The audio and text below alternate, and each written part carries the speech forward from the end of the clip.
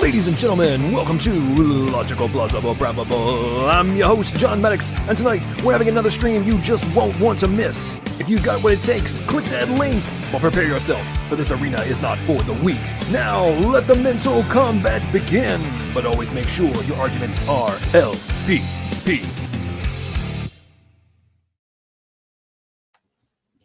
What is going on, everybody? Welcome. Late night here for a stream that should be interesting. You know, I've been on a little bit of a tear this past couple days about the whole abortion conversation. You know, Roe v. Wade's obviously kickstarted a lot of things in relation to that topic. And it seems to me, based on a lot of the investigation I've done and the general conversations I've had, that there's a lot of folks who just are so dependent on really tired talking points. And so for the last couple of days, I've been watching some different debates on the topic from, thought leaders, all that kind of stuff, and say, I should check out some of these and do a review and, see what people think. And came across a really good one between Scott Klusendor and Nadine Strossinf from a few years ago. And it was very interesting. The frame of reference, the talking points that were used by the pro-choice advocate, which a lot of which are, same things that we hear now. But the way in which Scott Klusendorf just obliterated the talking points was so epic. It really, I was like, man, this one's got to get seen by more people, and just kickstart the conversation. So it should be fun. Depending on how things go, might do a little open mic after we get done with the initial review portion. Also, I'm going to, one of the reasons I'm doing this is I'm planning on doing a little bit of on Broadway here in Nashville interviews, conversations, just strike up some general interaction with folks. And I'm very intrigued how it goes, but I want to get myself up to snuff, if you will. So we will see what can happen. You might start to see some interesting content from me and with some live action on the street stuff. So let me know if you guys think that'd be fun, and if you'd be interested in seeing live action interviews and whatnot, and I will see what I can do to make them happen quickly. Big shout out to some of the members in the house. There's Ray. What's up, Ray? How you doing? The superb super sticker slinger of YouTube. Doki Doki Bible Club is in the house. Dan, the one and only Bible Research Tools, is here. Redefine Living's here. What's up, Honesty Angel? And let's see, I think I saw some other folks in here as well. Lena's here. What's up, Lena? How you doing? Hurricane Havoc. Carmine is here. How you doing? Appreciate you guys all joining me late night. Oh, and there's the one and only Bubblegum Gun. What's up, man? How you doing? Okay, so without further ado, let's jump straight into the debate review, and we will kick things off with the pro-choice side with their opening statements. And here we go. Let me know. I've got it up on a little bit faster speed. Let me know for you guys in the audience if it's too fast, I slow it down, or if it's coming through okay. Well, good evening, everybody. And I always expect my students to say good evening. Thank you. I'm really honored to participate in tonight's program, and I would like to thank everyone who has worked so hard to organize it. I want to say that the debate proposition we were asked to address is the following: abortion. Is this reproductive right a moral wrong? In the landmark case of Roe versus Wade almost 44 years ago, the Supreme Court held that abortion is a constitutional right. Moreover, despite all of the personnel changes on the court and all of the opinions that many different justices have issued on this question since then, the court's answer remains the same today. Indeed, every single justice has agreed that women have a constitutional right to abortion, at least when pregnancy threatens their lives or health. Conversely, not a single justice has ever maintained that a fetus has any legal right to be protected from abortion. In other words, not a single justice has ever opined that a fetus is a legal person entitled to independent constitutional rights before the point of live birth. Moreover, these same basic legal holdings have also been affirmed under international human rights law by courts all over the world. Notably, Roe was authored by a Republican justice, Harry Blackmun, who had been appointed by a conservative Republican president, Richard Nixon.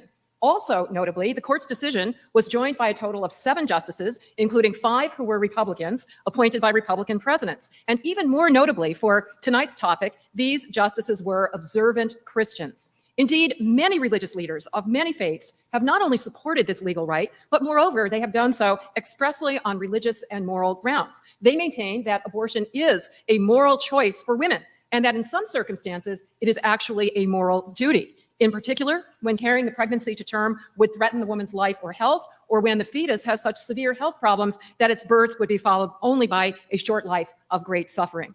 I'd like to quote an open letter that has been signed by 2,400 religious leaders entitled "Abortion as a Moral Decision." The signers represent 40 diverse denominations, including Christians, Jews, Muslims, Hindus, and Buddhists. The Christians and denominations that signed this, for example, are the American Baptist Church, Disciples of Christ, the Episcopal Church, the Evangelical Lutheran Church in America, the Presbyterian Church, the United Church of Christ, and the United Methodist Church. I'd like to read just the opening passage in their eloquent letter. Millions of people ground their moral commitment to the right to choose abortion in their religious beliefs. While there are strong public health and human rights arguments for supporting the right of women to safe and legal abortions, we stress the religious foundations for affirming abortion as a morally justifiable decision. Most religious denominations affirm a woman's moral right to decide when abortion is morally justified in light of her circumstances, the teachings of her denomination, and the dictates of her conscience. Indeed, even denominations that officially oppose abortion also include theologians and devout believers with different views. For example, it's widely known that the Catholic Church hierarchy is now anti-abortion. What is less widely known is how contested this view has been among Catholic theologians and church members. These divergent views were summarized as follows by the organization Catholics for Choice. A more liberal position on abortion is supported by core church teachings and Catholic tenets, including the primacy of individual conscience and the role of the faithful in defining norms. The Vatican has acknowledged that it does not know when the fetus becomes a person, and it has never declared its position on abortion to be infallible. Therefore, Catholics can, in good conscience, affirm that abortion can be a moral choice. Indeed, many of us do. So let me sum up what I've covered so far. First, abortion is indisputably a constitutional right, as affirmed by many Supreme Court justices across a broad ideological spectrum. Second, abortion is also morally right for many women, given their moral and religious beliefs and their circumstances. Of course, many people, including Scott, consider abortion to be morally wrong, at least in most circumstances. But precisely because we individuals have such different views on this profoundly personal moral issue, the Supreme Court's constitutional ruling is exactly right. No law and no government official should have the power to bar any woman from making this extraordinarily important decision consistent with her own moral and religious views. In other words, government officials should not be able to impose their moral or religious views on any of us. That is exactly what the First Amendment to our Constitution protects us against by guaranteeing freedom of religion and belief. The Supreme Court well explained these key freedoms in a landmark abortion ruling in 1992 called Planned Parenthood versus Casey. Casey reaffirmed what it called Roe's core holding, namely that women have a right to abortion before the point of fetal viability, when the fetus can survive outside the woman's womb. Notably, the Casey opinion was jointly written by 3 Republican justices who had all been appointed by conservative Republican presidents, Ronald Reagan and George H.W. Bush. As these justices declared, our individual principles of morality cannot control our judicial decisions. Our obligation is to define the liberty of all, not to mandate our own moral code. Moreover, they stressed, even if some moral views are shared by the majority of the community, the majority may not use the power of the state to enforce these views on the whole society. After all, suppose the majority of the community shared the moral view that is held by some religions that a woman has a moral duty to abort a fetus with severe health problems. Government should not be able to impose that moral view on any woman who did not share it. Now, before I say any more directly about tonight's debate proposition, I want to stress one aspect of this debate on which Scott and I strongly agree with each other, even though too many people on too many campuses disagree with both of us, and that is that this kind of debate is vitally important. On too many campuses, as well as other places, there have been efforts to shut down debates about abortion and also to shut down any anti-abortion or pro-life expression on the ground that such views are offensive or upsetting to those who disagree with them. Sadly, some of these misguided censorship efforts have succeeded. I'd like to cite just one dramatic example, which comes from the University of California at Santa Barbara. As documented on YouTube, a professor actually assaulted a 16-year-old girl who was peacefully holding a sign with an image of an aborted fetus in a designated so-called free speech zone. The professor seized the sign and physically fought the girl when she tried to get it back. The professor. So it's very interesting that she's using all these like anecdotal pieces to and like personal references to individuals to somehow defend her position, right? Rather than actually addressing the substance of the arguments and the concepts.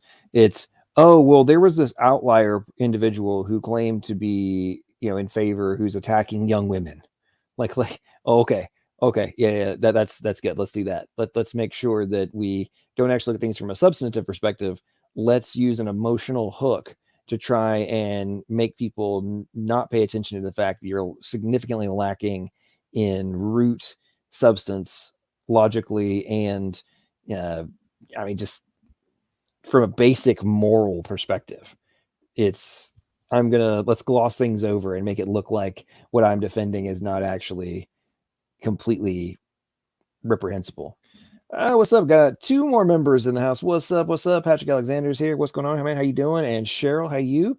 And oh man, looks like Jungle Jargon is here as well, man. What's going on? How are you doing tonight? Appreciate you guys all coming. And let's see. Ray says UCSB, my alma mater. What's up? Oh, looks like Andrew Graham's here as well. How you doing, man? All right, here we go. Claimed that she had a moral right to do this because the sign triggered her. Worse yet, in a letter to the campus community, the vice chancellor castigated anti-abortion crusaders for peddling fear, hate, intolerance, and discord. And he endorsed the wrong-headed view that you have a right to be shielded from expression that you might consider offensive or disturbing. But that squarely violates what the Supreme Court has called the bedrock principle of our free speech right, which is that government may never suppress speech merely because anyone considers its message offensive or upsetting. Kind of interesting that, this is 2016, so 6 years ago, we have a liberal saying that we shouldn't suppress free speech. I wonder if she holds that same position now, because I hear a whole bunch of lefties talking about how we should, hate speech this, hate speech that. If you disagree, that free speech zones should be shut down, and that are advocating for violence against individuals who hold different positions and have the CO Jones to talk about them publicly. That does not seem to be the standard position of the left these days. I mean, we're hearing this all over the place, and there's protests, riots, judges are being threatened out the wazoo for having differences of opinion. Doesn't seem like this supposed leftist position that she's espousing here has stood the test of time, and not that much time at that. Even if the vast majority of our fellow citizens do so. Indeed, we can't have the candid debates and discussions that we need on such deeply important issues as abortion without espousing views that will inevitably offend someone else's. So again, thanks to Ratio Christie and everyone else on this campus who is honoring these core free speech principles, including each and every one of you audience members. The reason why I so strongly defend freedom of speech about such a contested topic as abortion is the very same reason why I so strongly defend reproductive freedom substantively. In both contexts, we individuals should have the right to make our own choices about what ideas and beliefs we accept. The government should not impose upon us its ideas and beliefs or those of our fellow citizens. So that's my basic case for abortion as a legal right, which is also morally right from the perspective of many women and many religious leaders. In my remaining time, I'm going to briefly list a few more specific points in support of those conclusions. And then if time permits, I'll expand on one or more of those points. First, the Supreme Court's rulings have reflected a Solomonic, moderate position, respecting both the pregnant woman's right to control her own body and her own life, and the government's interest in protecting the potential new life in her womb, allowing government even to outlaw abortion at the point of viability. Second, this crucial line that the court has drawn at viability is consistent with many moral and religious beliefs. So it's interesting she's bringing up the viability problem, but glossing over the fact that the viability was originally, the viability line was drawn at 25 weeks originally, and now we know that viability is possible at 20 weeks.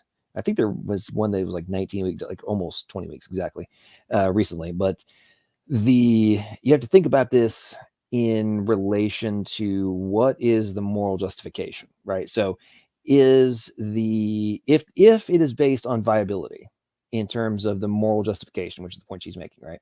The viability time requirement gets shorter and shorter. Does the moral justification also shift with that shortening of the viability time? And then ultimately, if we're able to get it all the way down to, say, it's never actually in the woman, right? Let's say we take out the egg, fertilize it externally, grow it in the lab in order to minimize,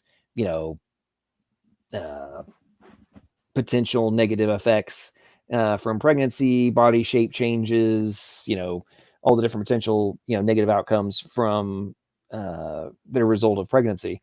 Let's say we do all that. Does the moral justification based on viability then extend all the way to that moment? And if so, what is the beginning of life? I mean, it's interesting to me how it seems like so many of the Evo atheists on YouTube, as well as just general, abortion advocates, don't seem to want to extrapolate out that far, right? And be able to think about this of, where is the justification start and end? And moreover, one of their common arguments is always about the self-awareness piece, right? Well, there's now strong evidence that the whole concept of, individual self-awareness is not actually even being achieved by the infant until around the age of 2.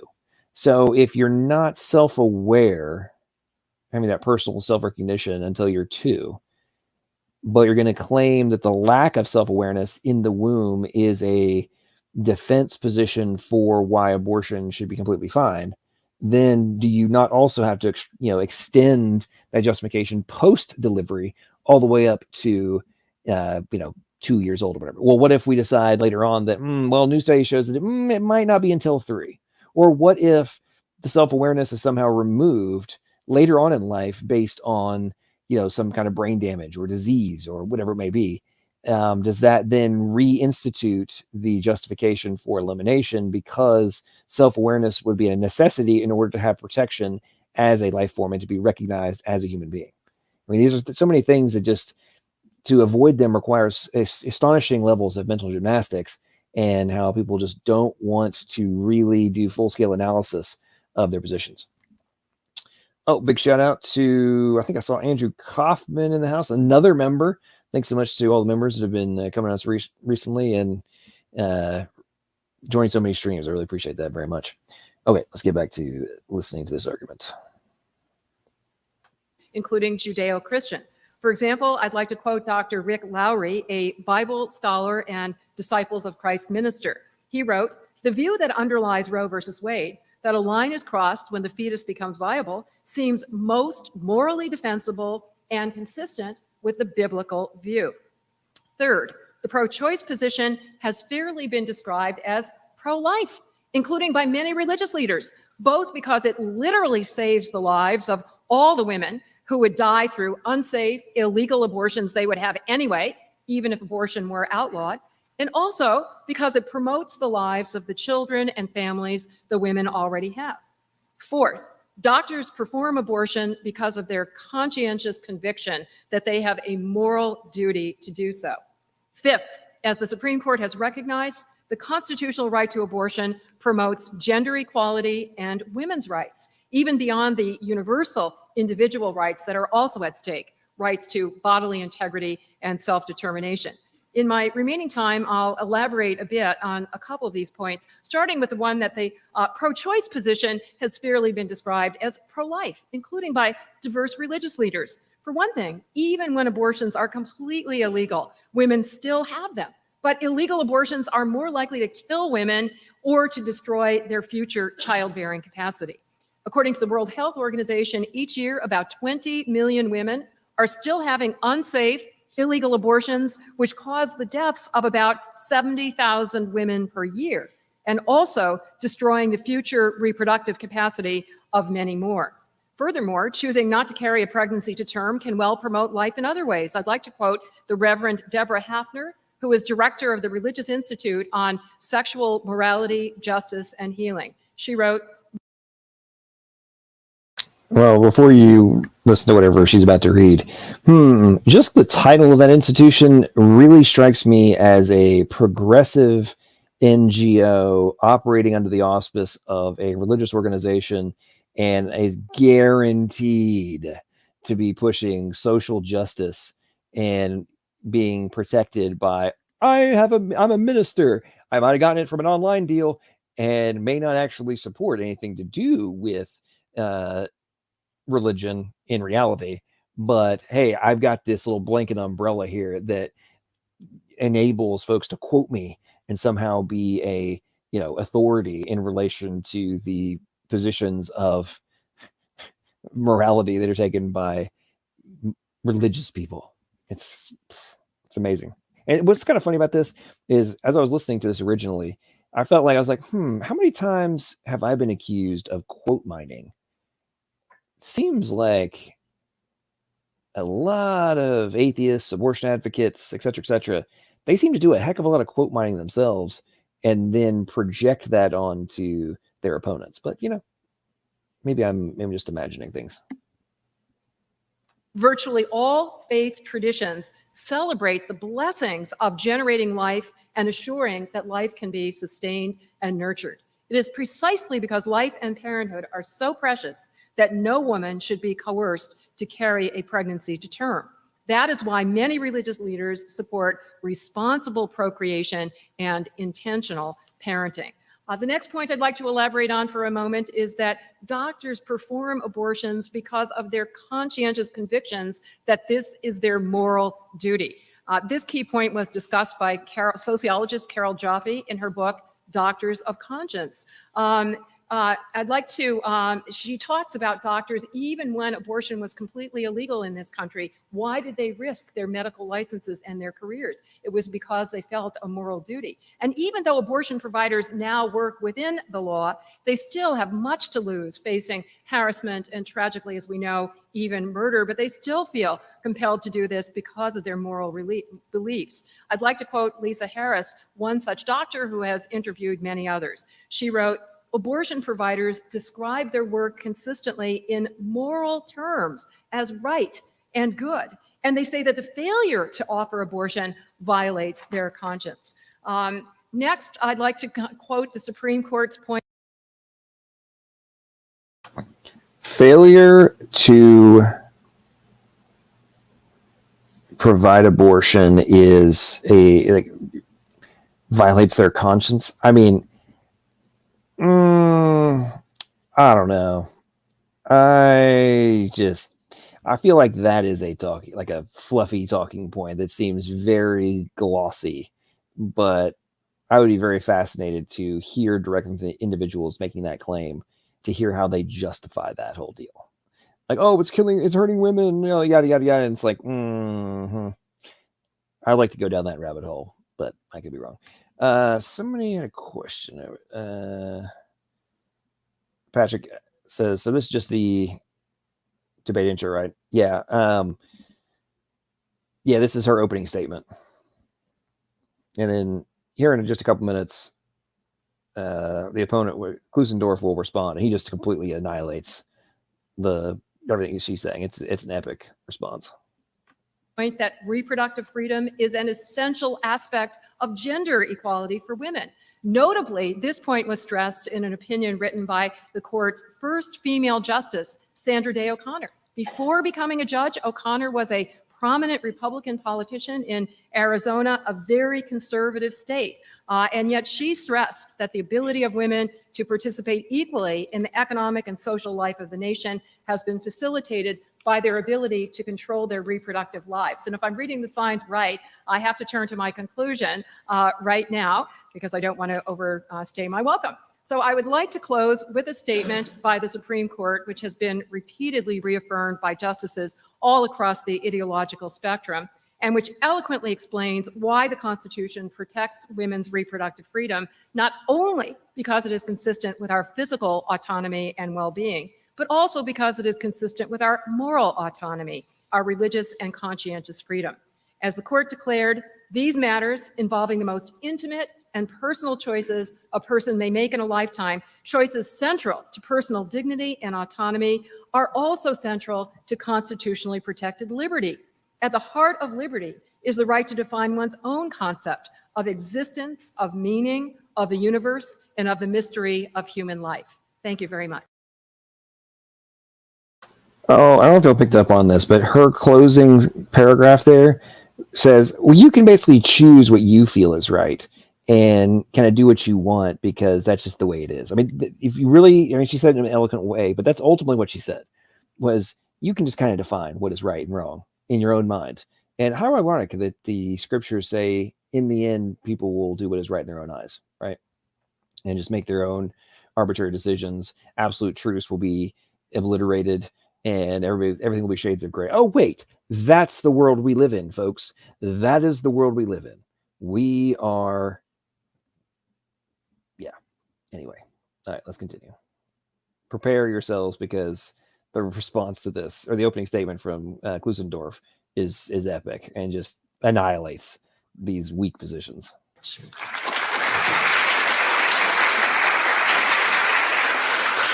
Thank you, Professor Strossinf. At this time, can we welcome Scott Klusendorf, please?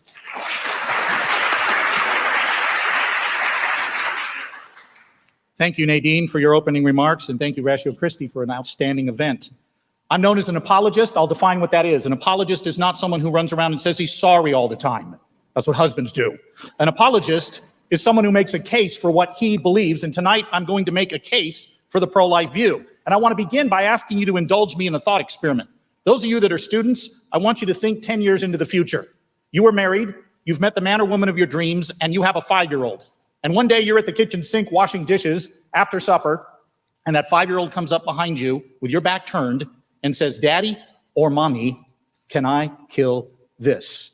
Now, some of you ladies look puzzled. You can't imagine the cute little fellow asking such a question. This ring on my finger assures you that they most assuredly can ask that question. I've been married for 30 years to the most glorious woman in all of Christendom. We have a son 26, son 24, son 20, daughter 16. I have personally heard the question, "Daddy, can I kill this?" more times than I can count, and almost always his hands are on his brother's throat when he's asking the question. What would be the first question out of your mouth? Obviously, it would be, what has he got? You would never in a million years say, "Sure, son, have at it," till you answered the predicate question, what is it? And now we have arrived at the crux of the abortion debate. I agree with everything Nadine just said. She is absolutely correct that the state should not impose its view on women who want abortions. She is absolutely correct that pro-lifers like me should not seek to impose our moral views on those who disagree. She is absolutely correct. There should be no legislation regulating the right to choose. She's absolutely correct that Roe v. Wade is good law. I agree with everything she just said. If what? If the unborn are not human. This is not a debate between those who are pro-choice and those who are anti-choice. Nadine and I are anti-choice on spousal abuse, corporations polluting our rivers, unjust wars, spousal abuse, and a whole host of issues. The question of whether abortion is right or wrong begins with the question, what kind of thing does abortion kill? And to answer that question, we do not go to religion. We do not go to philosophy. We go to a particular place known as the science of embryology. And here, in a nutshell, is the syllogism I'm going to defend. So one of the things that really stuck out to me and why I wanted to review this is he does exactly what I do in relation to, intelligent design versus random chance for our existence, right? On the root level, it's what does the science actually say, and what becomes more plausible in all of this? And of course, in this context, there's even a stronger argument in his defense or in his position of what, from a scientific standpoint, of what is human, and therefore sets the foundation for extrapolating out all of the different logic and all the different arguments ultimately have to be dependent upon what is a human and when does it become human. And I think this will be very interesting. Pay attention, because his short premise he's about to put forth and then the evidence in favor of it is rather epic. This evening. Premise 1, it is wrong to intentionally kill an innocent human being. Premise 2, abortion intentionally kills an innocent human being. Conclusion, therefore, abortion is wrong. The science of embryology backs up the claim that the unborn are distinct, living, and whole human beings. This is not a theological view. This is a scientific view. Nor will it help to say, well, people disagree on perspectives. There's a woman's perspective on abortion. There's a man's perspective. Actually, that won't work either. And here's why. It's arguments that must be advanced. It's evidence that must be looked at. There's no more a woman's perspective on abortion than there is a man's perspective on abortion. You've got to look at the evidence. That's what carries the day. And the science of embryology, I'll summarize it for you in a sentence. From the earliest stages of development, you were a distinct, living, and whole human being. Keith L. Moore and TVN Passard in their embryology textbook, The Developing Human, Clinically Oriented Embryology, write, the zygote is the beginning of a new human being. Human development begins at fertilization, the process during which a male gamete or sperm unites with a female gamete or oocyte to form a single cell called a zygote. This highly specialized totipotent cell marks the beginning of each of us as a unique individual. T.W. Sandler's Langman's embryology textbook says, quote, the development of a human being begins with fertilization, a process by which the sperm from the male and the oocyte from the female rise and unite to give rise to a new organism, the zygote. This is not religion. This is science that we are looking at. Now, the question then becomes, does abortion intentionally kill an innocent human being? And I'm not going to ask you to take my word for it. Dr. Warren Hearn, author of the book Abortion Practice, the medical teaching text that teaches doctors how to perform abortions, writes, quote, when it comes to abortion technology, he writes, quote, we have reached a point in this particular technology where there is no possibility of denying an act of destruction. It is before one's eyes. The sensations of dismemberment flow through the forceps like an electric current. Ronald Dworkin, the famous liberal professor, writes in his book, Life's Dominion, quote, abortion deliberately kills a developing embryo and is a choice for death. Naomi Wolf, feminist in the New Republic, writes that when we cling to rhetoric about abortion that denies that a real death happens in abortion, we dehumanize ourselves with fibs and things that aren't honest. And finally, feminist Camille Paglia writes, hence I have always frankly admitted that abortion is murder, the extermination of the powerless by the powerful. Liberals, for the most part, have shrunk from facing the ethical consequences of their embrace of abortion, which results in the annihilation of concrete individuals and not clumps of insensate tissue. In just a moment, I'm going to roll for you a very short video clip. It's 55 seconds long. The clip is not designed to beat up on people who may have had abortion. In fact, as a Christian, though I am making a scientific and philosophic case for my view tonight and am not bringing sectarian religion to my case, I will say this. As a Christian, I am committed to the gospel of Jesus Christ that says that all sinners can be forgiven of their sin if their faith is in Jesus' atoning work. And that goes for any who've had abortions. And that's why I don't wish to beat up on anybody. But I do want to get at the truth. And this clip does get to the truth. If you choose to watch, and viewing is optional, you will not see an abortion performed, but you will see the aftermath. And I want to warn you, it's disturbing to look at. You will see first, second, and third trimester post-abortion fetuses. When the clip concludes, and because there's no narration, you can simply look away. You won't hear or see anything you don't want to hear or see. When the clip concludes, I will make a philosophic case for the pro-life view before we get ready for our rebuttal statement. So without further delay, we're going to roll that clip. And again, if you wish to look away, you feel the freedom to go ahead and look away. So before that plays, Greenie was making a great point. It says zygote, embryo, infant, toddler, these are just stages of human life. Agreed. And, you know, the whole piece of, oh, it's just clumps of cells. Well, there's so much levels of development that are happening. I mean, heck, your bones don't all osteify until you're like in your mid-20s. You know, your brain development is going on and at least until you're 20. There's now evidence that's showing it's going up into your mid-20s, right? So there's all sorts of different things that are changing your perspective, your frame of reference, your understanding. I mean, there's so many different things that are in no way, shape, form, or fashion are completed until well past your even adulthood or adult status. But we're going to create arbitrary points at which extermination is justified from a, oh, I don't want to do this perspective. Now prepare yourselves. This is, I even had to look away a little bit when this part was playing.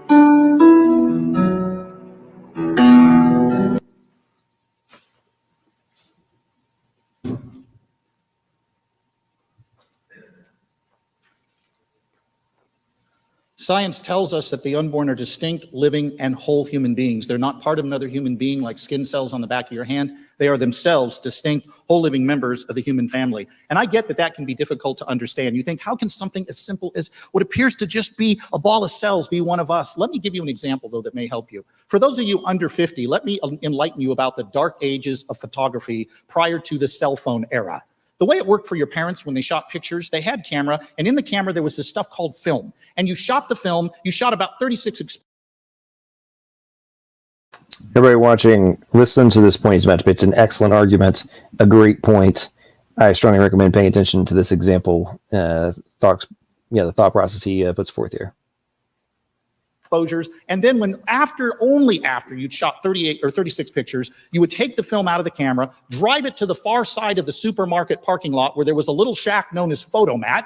You would then turn in your film, wait a month and a half for half your pictures to come back overexposed. It was tough back then. But then in 1970, we had an interesting development. Kodak developed the Polaroid camera. And the Polaroid camera allowed you to shoot a picture and get it immediately. You'd shoot the picture, it would spit it out. There it was. You didn't have to wait a month and a half to get your pictures back. Pretend you're on a safari and you shoot a picture of a black jaguar jumping across a Mexican jungle trail. They're almost never photographed, but you got it. And right as you're waiting for that picture to develop, I rip the camera out of your hands, tear up the paper. Are you angry at me?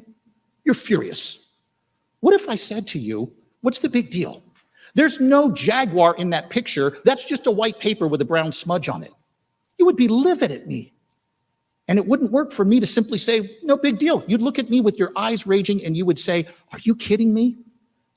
The jaguar in the picture was already there. We just couldn't see him yet because he hadn't developed. In the same way, men and women, you were already there from the one cell stage. We just couldn't see you yet because you had yet to develop. Science, though, cannot tell us how to treat the unborn. Here we need to do philosophy. I'd like you to just stare around the room at a few people. Go ahead. Just stare at a few people. Guys, if there's a cute girl here tonight, you've been dying to make eye contact. Now is your God-ordained chance to do it. Don't laugh. I met my wife that way. Go ahead. Stare around the room. What makes us equal? It can't be physical ability because we don't share that equally. Lena says, okay. What does this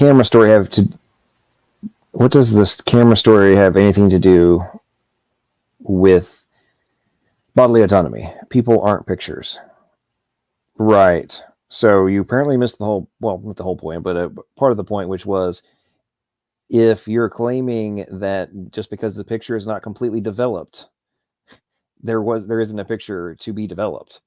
And applying that same principle, that just because the entirety of the human has not grown does not mean that it is not there ready to be developed. And secondarily, that has zero to do with bodily autonomy. And if you don't grasp that your bodily autonomy argument has nothing to do with the point being made here, you need help.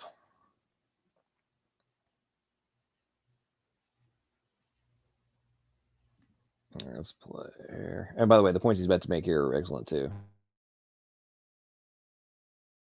It can't be self-awareness because we don't share that equally. It can't be IQ. We don't share that equally. There's only one thing we share equally in this room. We all have the same human nature. And you got that human nature the moment you began to exist. Human parents produce human offspring. Now, some people might say, but okay, that embryo is different than us. You're right, he is. But is he different from us in ways that justify killing him? There are 4 essential differences between you, the embryo, and you, the adult, and not one of them is a good reason for saying you could be killed then, but not now. As Stephen Schwartz says, there's a difference of size, a difference of level of development, a difference of environment, meaning where we're located, and a difference of degree of dependency. Think of the acronym SLED. Those 4 differences are not good reasons for saying you could be killed then, but not now. Size, you were smaller as an embryo, but since when does body size determine value? We don't think Shaquille O'Neal is more human and valuable than us because he's 7 foot tall and a foot taller than most people in this auditorium. Level of development is not a good reason for saying you can be killed. Sure, 2-year-old girls are small. In fact, they don't even have a developed reproductive system, but no one here thinks they're less human and valuable than the 21-year-old young woman who does. In fact, this is precisely what Abraham Lincoln argued with slavery. His opponents would say that black man differs from us. He doesn't look like us. He's not as intelligent. Here was Lincoln's response, and I'll quote him almost word for word. Lincoln would say, you say man A is white, man B is dark. It is skin color then, the fair-skinned man having the right to enslave the dark-skinned man. Take care. By that rule, you're a slave to the first person you meet with skin fairer than your own. You say it isn't intellect, or it isn't skin color, it's intellect. The white man you allege having superior intellect to the dark man, take care again. By that rule, you're a slave to the first person you meet with an intellect superior to yours. I think you see what Lincoln was doing here. By the force of principled reasoning, the same arguments used to discredit the black man discredited the white man. By the same token, the arguments used to disqualify the unborn disqualify a whole lot of people outside the womb. Size, level of development, what about environment where you're located? You were in the womb, now you're out. But where you are does not determine what you are. If you journeyed an hour to get here, maybe you drove 70 miles, you didn't stop being you. If that's true, how does a journey of 7 inches down the birth canal suddenly transform you to non-human, non-valuable thing we can kill to valuable human being that we can't? Finally, degree of dependency. Sure, you depended on your mother for survival, but since when, as a matter of principle, does dependency on another human being mean that we can kill you? There are people in comas who depend exclusively on a physician and will die if they are not in his care. Does it follow the physician can kill them because that person depends totally on them for survival? Size, level of development, environment, degree of dependency. Think SLED. Those are the only 4 differences between you, the embryo, and you, the adult. And none of them are good reasons for saying you could be killed then, but not now. Tonight's debate, men and women, is really not about a surgical procedure. It's about a far grander, deeper question. Who counts as one of us? In the past, we used to discriminate on the basis of skin color and gender. Now, with abortion, we discriminate on the basis of size, level of development, environment, and degree of dependency. We've simply swapped one form of discrimination for another. If you look around this room as you did a moment ago, there's only one solid basis for claiming human equality, and that is that each of us in this room are equally human. This is precisely what our founders wrote in the Declaration of Independence when they said all men are created equal, endowed by their creator with certain inalienable rights, among which are life, liberty, and pursuit of happiness. Our right to life is not based on performance. It's not based on being viable. It's not based on having an independent existence. It's based on one thing. We are all human beings. You can dispute this, but you will cut the ground out for human equality. I think the pro-life view offers the best option for human equality. You aren't valuable because of your functions. All I gotta say is that argument, the references to the logic that Abe Lincoln put forth, I mean, to me, that is just an utter obliteration of so many of the pro-choice talking points. I mean, it's just like, let me just bring an axe, Abe Lincoln style, and chop your legs out from underneath you. But seriously, people need to really contemplate that and think through the logic that was put forth. And if you're going to claim to be all about equality, which is the standard talking point, the foundational position for so many of the, quote unquote, progressive arguments, it's all about equality. Well, I don't know how you can claim to be, a proponent of, destroying discrimination and making everything equal and yada, yada, yada, and then still be in favor of abortion. I mean, it's just completely gets annihilated. You aren't valuable because of your athletic ability. You're not valuable because of your intellect. You're valuable because you're one of us. And the question then becomes, when did you come to be? And the answer from the science of embryology is clear and incontrovertible. You came to be at the moment of fertilization. That is the true basis for human equality. That is what will make America a true and equal civilization. Thank you.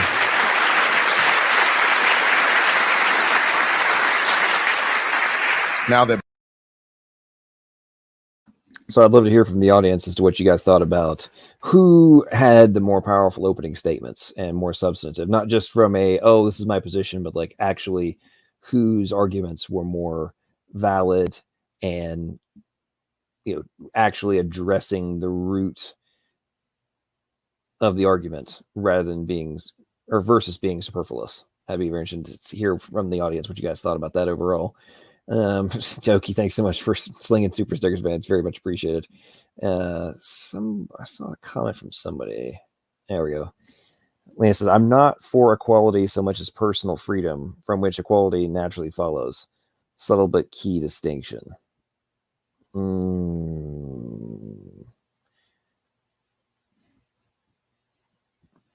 Well, if you're being able to decide who is a person and ultimately who can live and die when they don't have the capacity to argue for themselves, nor to defend themselves, nor to reject your position about their justification for existence, I think that by definition that would negate personal freedom. So I don't think your position actually makes logical sense. both of our debaters have given their open remarks, we'll have 10 minutes each for rebuttal, and we'll start first with Professor Strossinf. Well, I would agree with everything Scott said following his opening line.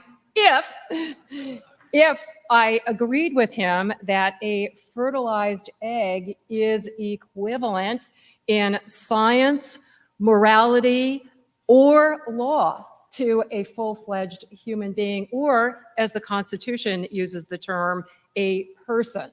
And quite frankly, I think it is rather insulting to the racial minorities and other full-fledged human beings, persons, to compare them not only to a fetus, but indeed even just to a fertilized egg. Now, I don't mean to be at all dismissive of the potential of.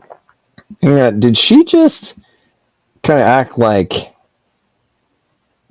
defending and arguing in favor of embryos that become people of color, somehow defending what becomes them would be bigoted in some way? I mean, seriously, think about that for a second. Oh, I think you're discriminating against a African American or a Latino or a Asian because you're defending the embryos that they themselves had to be prior to being the minority you're claiming you're defending. I mean, think that through, folks. Think about this for a second.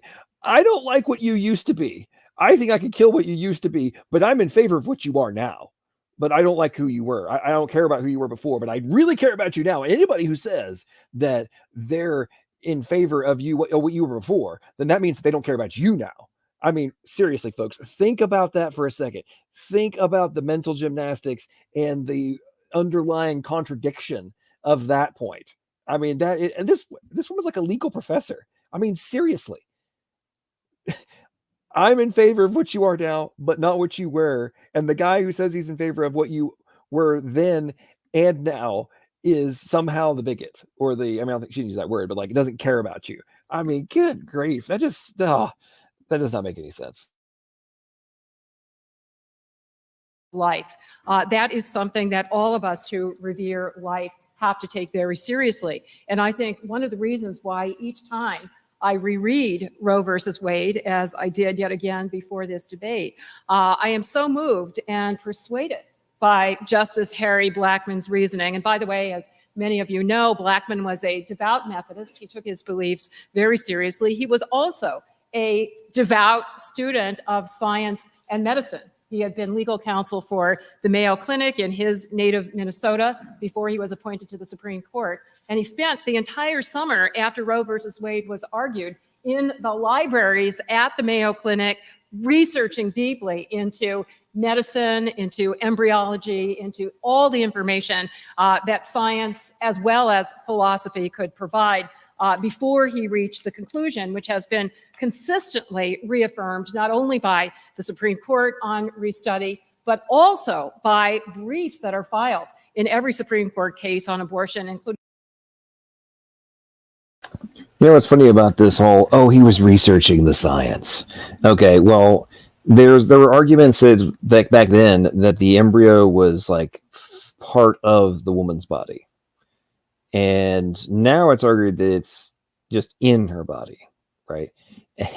So there's just a plethora of things that have changed or been dramatically expanded upon or identified as not being false in relation to the assumptions that were put forth back then versus now, with the incredible advancements we've had in imaging technology and just scientific mechanisms that are available to us now for identification and just analysis. All the data that we have now just negates so many of these points, man. I mean, it's like their blood doesn't mix.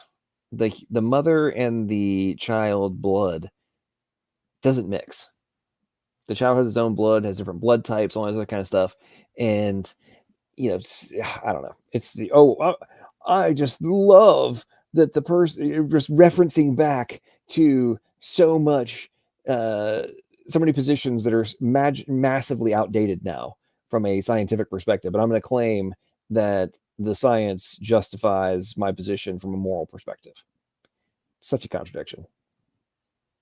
including the most recent one that the court decided this last spring, briefs by scientists, by doctors, by medical ethicists, by Nobel Prize winners, by embryologists, all saying the disciplines of medicine, philosophy, and theology are unable to arrive at any consensus as to when life begins. But what Blackmun said is clearly there is potential life from the beginning, and that is something to which he and the other justices gave respect. I think that is exactly right, that they give some weight in the analysis to the fact that we are talking about a potential life, but they also give weight to the fact that we are dealing with an actual, indisputable, full-fledged human being, legal person, namely a woman. I did not hear much reference to her in Scott's otherwise eloquent presentation. There was no depiction of the woman in the images that Scott showed. And I think that is a crucial missing piece here, that we are talking about a full-fledged human being and something that is only a potential human being. In terms of legal rights, the term in the Constitution is person, and the Supreme Court, as I said, with never a single dissent, including from the most ardent Catholic justices such as Scalia and Thomas, not a single one of them has ever argued that a fetus at any stage of development, much less at the early stage that Scott talks about, the mere fertilized egg, not a single one of them has ever argued that that should be recognized as a person. I would be very interested to know if, in one of these cases that she's referring to, if personhood was ever actually argued in the Supreme Court hearings of the appeals, right? Because for example, I listened to the Dobbs and Roe v. Wade hearings when December, whatever it was. I listened to them live, and I don't recall. I could be wrong, but I do not recall the argument of personhood ever being put forth by the AG from Mississippi. So if it would be very easy to be like, oh, well, this was never discussed in the Supreme Court, therefore it has no relevance, right? I wonder if, as an attorney, I wonder if she is gambling that the average American doesn't realize that you're talking about appeals, and the Supreme Court is reviewing things based on lower court rulings, and then there's very specific things that are being addressed in relation to what is being argued before the Supreme Court. So I don't know. I'd be wondering. I would really be curious to know if she's actually, coming off very sincere, but in reality is gambling that the average person is not going to recognize that, nor will they go and investigate it for themselves. Which I'm gonna have to go check into that and see if that's actually been argued. So awesome. $10 super chat from Ray. Thanks so much, brother. Appreciate you very much. So it's weird how all these quote devout unquote Christians support abortion. Does the meaning of devout change? Did the meaning of devout change? And I didn't get the memo. I know. Yeah, it is kind of interesting how, and so many of them nowadays, I see some of these videos, these pastors talking about how, they support, it's usually, a lot of it's minority preachers, but, they support, helping women, protect themselves and all that kind of stuff. And I'm like, I really wonder if you're going to end up being that whole wolf in sheep's clothing individual who stands before the Almighty and says, well, Lord, I did all these things in your name. And he says, depart from me, for I never knew you. I mean, if you're running around talking about, being in favor of killing a child and a blessing from God, I don't know. That seems to be very suspect, in my opinion.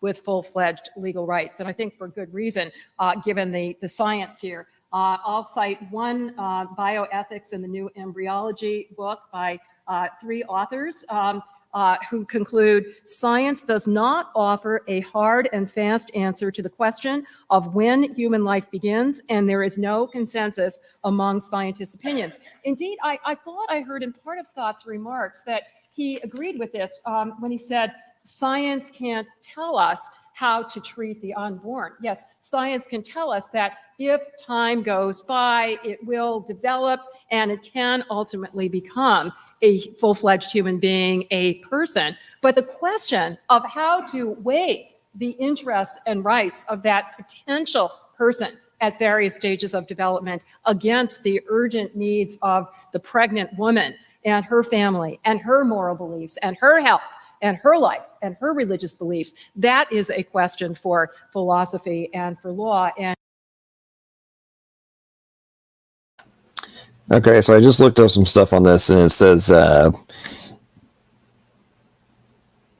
guess this paper is arguing for unborn children as constitutional persons, but it says, in Roe v. Wade, the state of Texas argued that the fetus is a person within the language and meaning of the 14th Amendment, to which Justice Harry Blackmun responded, if this suggestion of personhood is established, the appellate's case, of course, collapses, for the fetus's right to life would be guaranteed specifically by the amendment. However, Justice Blackmun then came to the conclusion that the word person, as used in the 14th Amendment, does not include the unborn. In this article, it is argued that unborn children are indeed persons within the language and meaning of the 14th and 5th Amendments, as there is no constitutional text explicitly holding unborn children to be or not to be persons. This argument will be based on the historical understanding and practice, the structure of the Constitution, and the jurisprudence of the Supreme Court. Specifically, it is argued that the Constitution does not confer upon the federal government a specifically enumerated power to grant or deny personhood under the 14th Amendment. Rather, the power to recognize or deny unborn children as the holder of rights and duties has been historically exercised by the states. The Roe opinion and other Supreme Court cases implicitly recognize this function of state sovereignty. Interesting. The states did exercise this power and held unborn children to be persons under the property, tort, and criminal law in several states at the time. That seems weird. At the time Roe was decided. As an effect of the unanimity of the states in holding unborn children to be persons under criminal, tort, and property law, the text of the Equal Protection Clause of the 14th Amendment compels federal protection of unborn persons.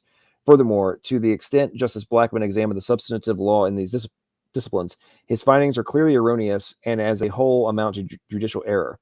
Moreover, as a matter of procedure, according to the due process standards recognized in the Fifth Amendment jurisprudence of the Supreme Court, Roe v. Wade should be held null and void as to the rights and interests of unborn persons. Interesting. I would say that, I hope that the pro-life organizations are actively considering pushing for constitutional amendments in the various states to grant personhood to the unborn. I mean, if now under the Supreme Court ruling, if it's been sent back to the states, to me it would seem, hey, you just, instead of arguing over nitpicking abortion law, you just grant personhood to the unborn from the moment of conception and just go with it there. Maybe institute the exceptions the people want, rape, incest, and the mother's about to, threat of the mother's life, and have those exceptions in there. But anyway, very interesting. And as we've seen, different people answer that question differently. Scott also talked about the question of whether you can kill something depends on what kind of thing it is.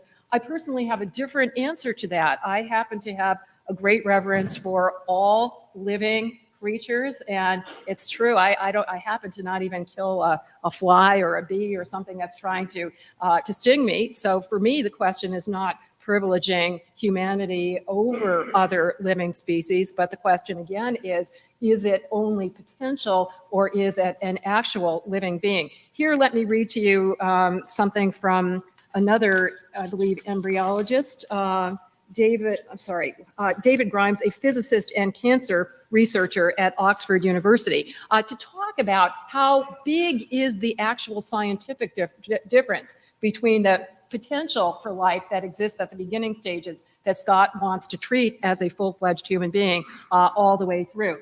And it's addressing the question, are eggs and embryos stable individuals? A point that Scott was defending. He says embryonic existence is very precarious. Zygotes, blastocysts, and embryos have a high failure rate, which throws cold water on the claim that every fertilized egg is sacred. Scientists estimate that 55 to 65% of all conceptions are spontaneously aborted in the first few days or weeks of a pregnancy, usually without the woman ever knowing that she was pregnant. It's called fetal wastage. Another 10 to 15% of pregnancies are miscarried in the months to come.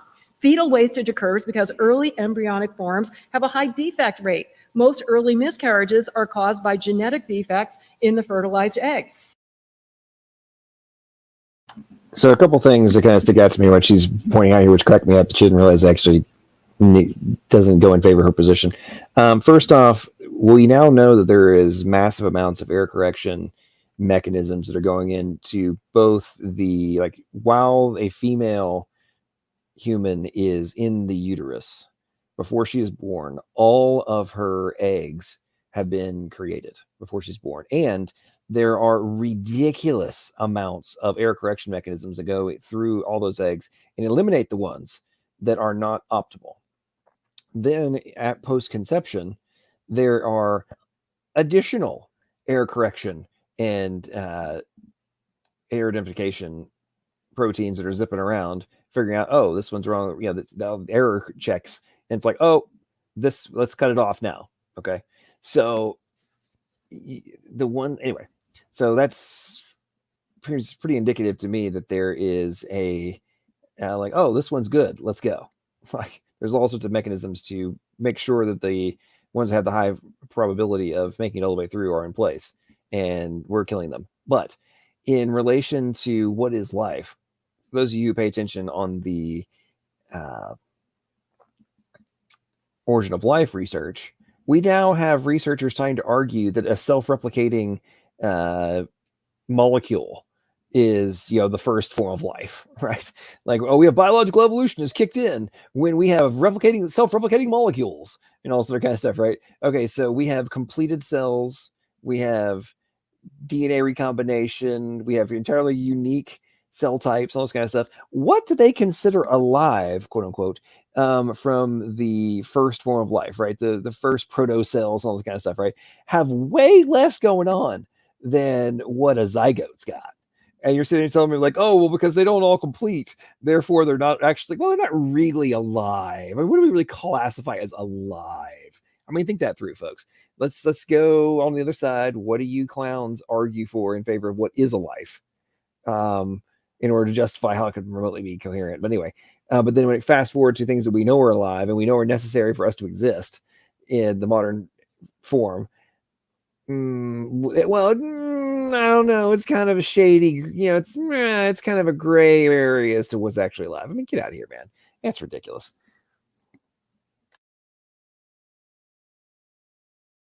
This shows that eggs and embryos do not yet qualify as human beings according to nature herself. At best, they represent tryouts for the human race and personhood. And many of the religious writings and ethical and moral writings that I read in preparing for tonight's program talk about how both in religious traditions and in everyday life, even a miscarriage is something that is deeply upsetting and a very sad, painful event, and yet distinct from a stillbirth, right? That there are rituals that we attend to somebody who is actually born and dies, including funerals and other religious rituals that are not seen as appropriate to any early stage. I have 1 minute left, and what I'd like to do is to quote just a couple of the doctors. These are people of science and people of great dedication to humanity. Why would they perform abortion if they considered to be indistinguishable from a murder of a small human being or a dependent human being or the other examples that Scott gave? So let me just read, I think I have time for, I guess I probably at this point I have time for two. So here's one doctor who says, I continue to do abortions because the voices of gratitude and relief for my patients drown out the hatred and intolerance from the protesters outside. In the small, still hours of the night, I am at peace with myself and with God, who gave me this mission in life. And I'm going to read just one more, if I can find. Well, I'm glad that you feel so comfortable with exterminating your fellow humans, but, you know, anyway. Alosha makes a great point.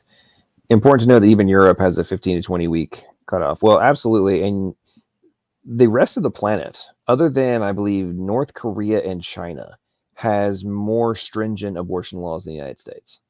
So all of the the ongoing quote unquote controversy here in the United States and the act that anybody who is not in, or is in favor of pro-life is somehow some like right-wing extremist just indicates that the average American is so naive and just uninformed, ignorant fools in relation to what is going on globally, right? And it's same thing with like immigration. Okay, the United States has the most open immigration laws of anywhere in the world. We have, there's been many years where we've allowed more immigrants in 1 year, legal immigrants, in 1 year than the rest of the world combined. Okay, and anyway, long story short, there's the rigidity of immigration law around the planet is just crazy strict compared to the United States. But the clown shows we have on TV running around are screaming, racist, bigoted, xenophobic, et cetera, ad nauseum. Well, anybody who disagrees with me is some horrible human being who doesn't care about others and is racist, blah, all these talking points. And it's like, well, why don't you apply that to every major country in the world except for us?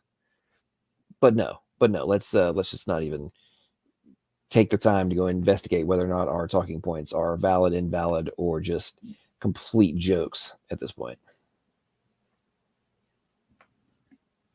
Find my dog-eared column here. There's so many of these are so eloquent and so moving. I feel deeply morally called to be an abortion provider because in no other field of medicine are the patients more maligned, judged, and stigmatized. I am able to provide comfort and healing to women, let us not forget the women, on a spiritual and physical level. I consider it to be the single most compassionate and fulfilling procedure a physician can provide for women. Thank you very much. At this time, Scott will have. So that guy, whoever she was quoting, says that it's the most satisfying thing they can do as a doctor for women. So delivering babies alive is not as satisfying to whoever that individual was as killing them. Whether or not you want to operate from the position that it's acceptable, justified, whatever, that is more rewarding to that individual than bringing a new life into the world. Wow. That, ladies and gentlemen, is disgusting and is just encapsulates how twisted people must become after they spend years exterminating thousands and thousands of lives, cutting them up, selling their body parts. Oh, no. It's personally satisfying. Ugh. Makes me want to puke. 10 minutes to give his rebuttal. Let me encourage you to begin to jot down your questions if you have not already done so. We'll have Q&A shortly. Let's review the syllogism. The syllogism I put forward tonight was that it's wrong to intentionally kill an innocent human being, that abortion does that, therefore it's wrong. I defended that with the science of embryology, arguing that the unborn are distinct, living, and whole human beings, and I cited embryology textbooks to make that claim. And I argued philosophically there was no essential difference between you, the embryo, and you, the adult, that would justify killing you back then. Nadine responded primarily with agnosticism, but this fails, and let me explain why.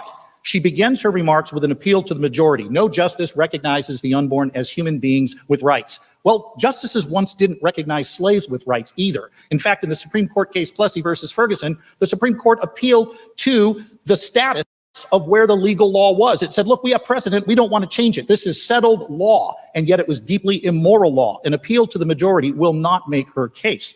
Now, here's the biggest problem, though. If we don't know if the unborn are human, should we be killing them?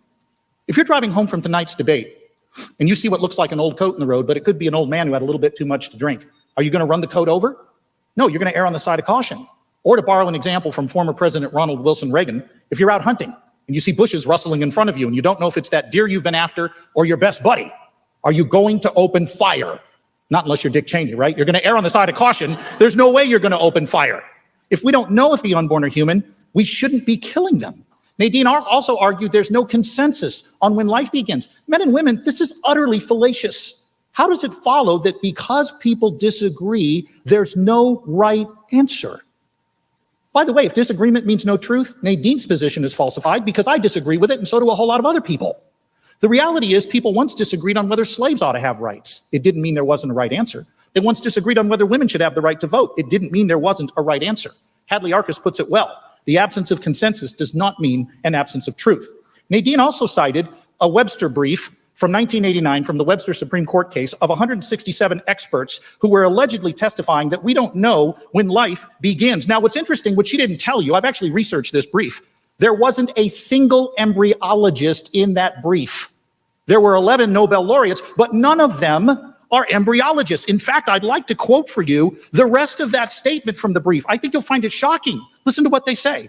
There is no scientific consensus that human life begins at conception, at a given stage of fetal development, or at birth.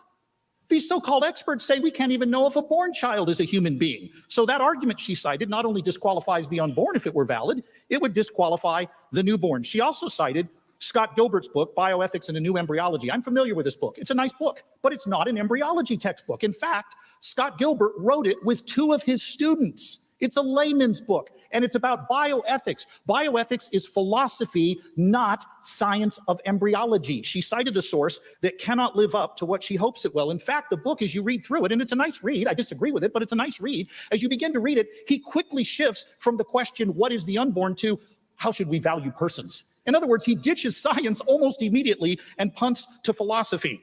Nadine also cited that, she also said that we can't know if the unborn are human because there's so much disagreement. I got news for you. There's plenty of people on her side of the issue who will dispute what she just said. Ronald Dworkin called abortion the deliberate killing of a human embryo. David Boonin, author of A Defense of Abortion, writes, a human fetus, after all, is simply a human being at a very early stage in his or her development. I mean, these are not people on my side of the issue. These are people on her side. Peter Singer, the Princeton bioethicist, writes, whether a human being is a member of a given species is something that can be determined scientifically. And I appreciate this about him. Singer looks at this and says, look, I'm not a scientist, but I can read the data. I can see the evidence. We can know what the unborn is, says Peter Singer. It's not as crazy and hard to know as you might think. In fact, a journal article that appeared in California Medicine in 1970, as abortion was breaking onto our scene, made a very interesting point. This journal article supports abortion, but listen to what the authors say in California Medicine in September of 1970. Since the old ethic has not yet been fully displaced, it has been necessary to separate the idea of abortion from the idea of killing, which continues to be socially abhorrent. The result has been a curious avoidance of the scientific fact, which everyone really knows, that human life begins at conception and is continuous, whether intrauterine or extrauterine, until death. The very considerable semantic gymnastics which are required to rationalize abortion as anything but the taking of a human life would be ludicrous if they were not often put forth under socially impeccable auspices. It is suggested that the schizophrenic sort of subterfuge is necessary because while the old ethic is being accepted, the old one has not yet gone away. Boom. I wish you would have done a mic drop moment on that one. Just been like, okay, mic drop. We're done here because, oh, wait, what do we have now? Oh, bodily autonomy. It's a parasite. It's a self-defense because my body is being invaded by this evil embryo that is trying to kill me. It's the equivalent of taking out the rapist. I mean, this, ladies and gentlemen, is the madness that we're hearing. And it was even recognized back then as, oh, we're going to have to shift the burden from it being morally unethical to somehow, in a twisted fashion, being completely ethical, totally justified, and that anybody who disagrees is the one who is actually the untoward individual who doesn't care about their fellow human beings. It is astonishing, the shift. And Lena's saying, LPP, you're disparaging consent again. You're going to expand upon that point. Not really sure how I'm disparaging consent, but, try to put some logic together, buddy. Okay. And been rejected. Here's the other problem with Nadine's argument. If we don't know if the unborn are human, Roe itself falls apart. Roe v. Wade, according to Justice Blackmun, is predicated on the status of the fetus. Blackmun said the right to an abortion hinges on the status of the fetus. That is, whether or not it's a human being. The court then said it didn't know if the unborn were human, which means it also doesn't know if a right to an abortion exists. In other words, Nadine's agnosticism gets undermined legally, not just morally. and this is deeply problematic to review. She also had medical inaccuracy. She called the early embryo a fertilized egg. This is name calling, not medical science. Anybody who studies embryology knows that sperm and egg die in the act of conception. They surrender their constituents into the makeup of a new being. Fertilized egg is a misnomer. You're not going to find it in credible embryology textbooks. She also said that miscarriage defeats my view. Really? How does it follow that because nature spontaneously triggers a miscarriage, that A, the embryos in question are not fully human, or B, we may intentionally kill them? Many countries, like India, have horrendous high infant mortality rates. Children die before a month old after being born. Does it follow those who die sooner are less human and valuable than those who die later? Earthquakes happen in third world countries and kill hundreds of thousands. Does that justify mass murder? There's nothing in this claim that does anything to refute the case that I made. Later this evening, in my closing, I'm going to talk about a couple of other things that Nadine did that were mistaken, some assumptions she made. She repeatedly assumed the unborn were not human. She said things like this: no law should bar a woman from making decisions. Really? Well, that depends on what we're choosing. Choose what? What if a mother wants to kill her 2-year-old in the privacy of the home? Should she be allowed to do that? The argument only works if she assumes the unborn are not human, something she did not argue for. Another thing that happened is that Nadine provided us with an insecure foundation for human rights. She cited the mystery passage. At the heart of liberty, she quoted from the Supreme Court's Casey decision, is the right to define one's own concept of existence, of meaning, of the universe, and of the mystery of human life. In other words, human nature is not objective, it's subjective. So why can't a future Supreme Court just come along and make women up not to be creatures of rights if that happens to fit its definition of the mystery of human life? And voila, women no longer have any rights. I think my foundation for human rights is much better. We all have value, we all have dignity, not because of function, not because 9 justices somewhere either define us into existence or out of existence. Keep that in mind, the same justices who define you into existence can define you out. Rather, I rest my case on the Declaration of Independence. All men are created equal. We are endowed with certain rights, and no government can take them away, and we have those rights from the moment we begin to exist.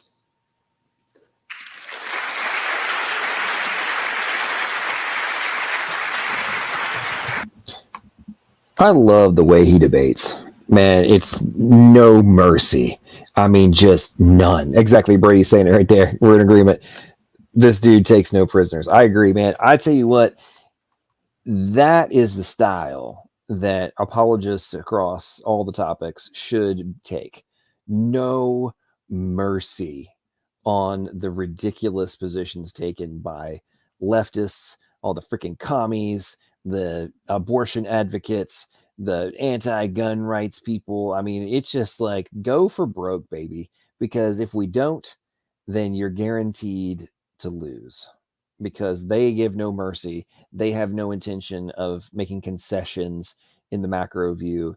Their objective is to instantiate their positions and to remove the capacity for them to be undone.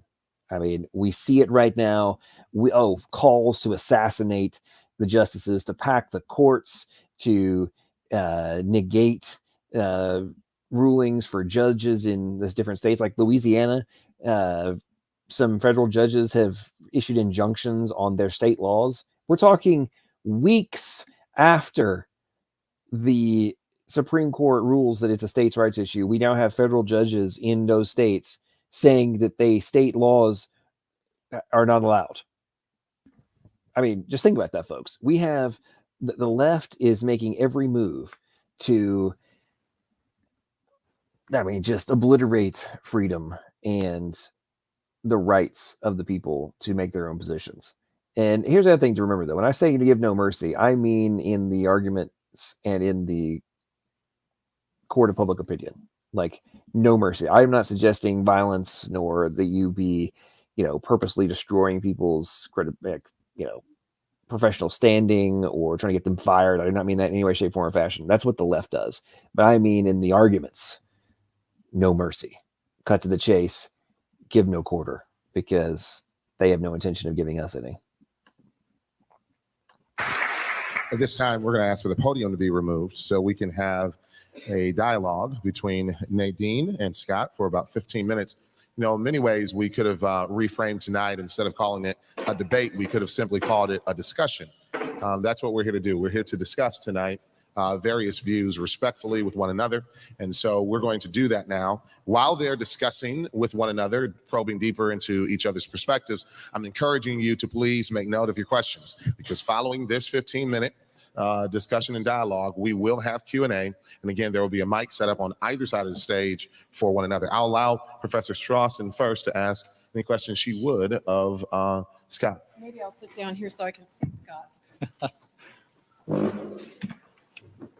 We were joking that this is such a long table. We Keep us could so far you want to put apart, her, but- switch with her. Yeah, we can Oh. switch. You'll switch. Okay. Yeah, that would be good. And is this mic working now, by the way? I turned it on. Great. Thanks.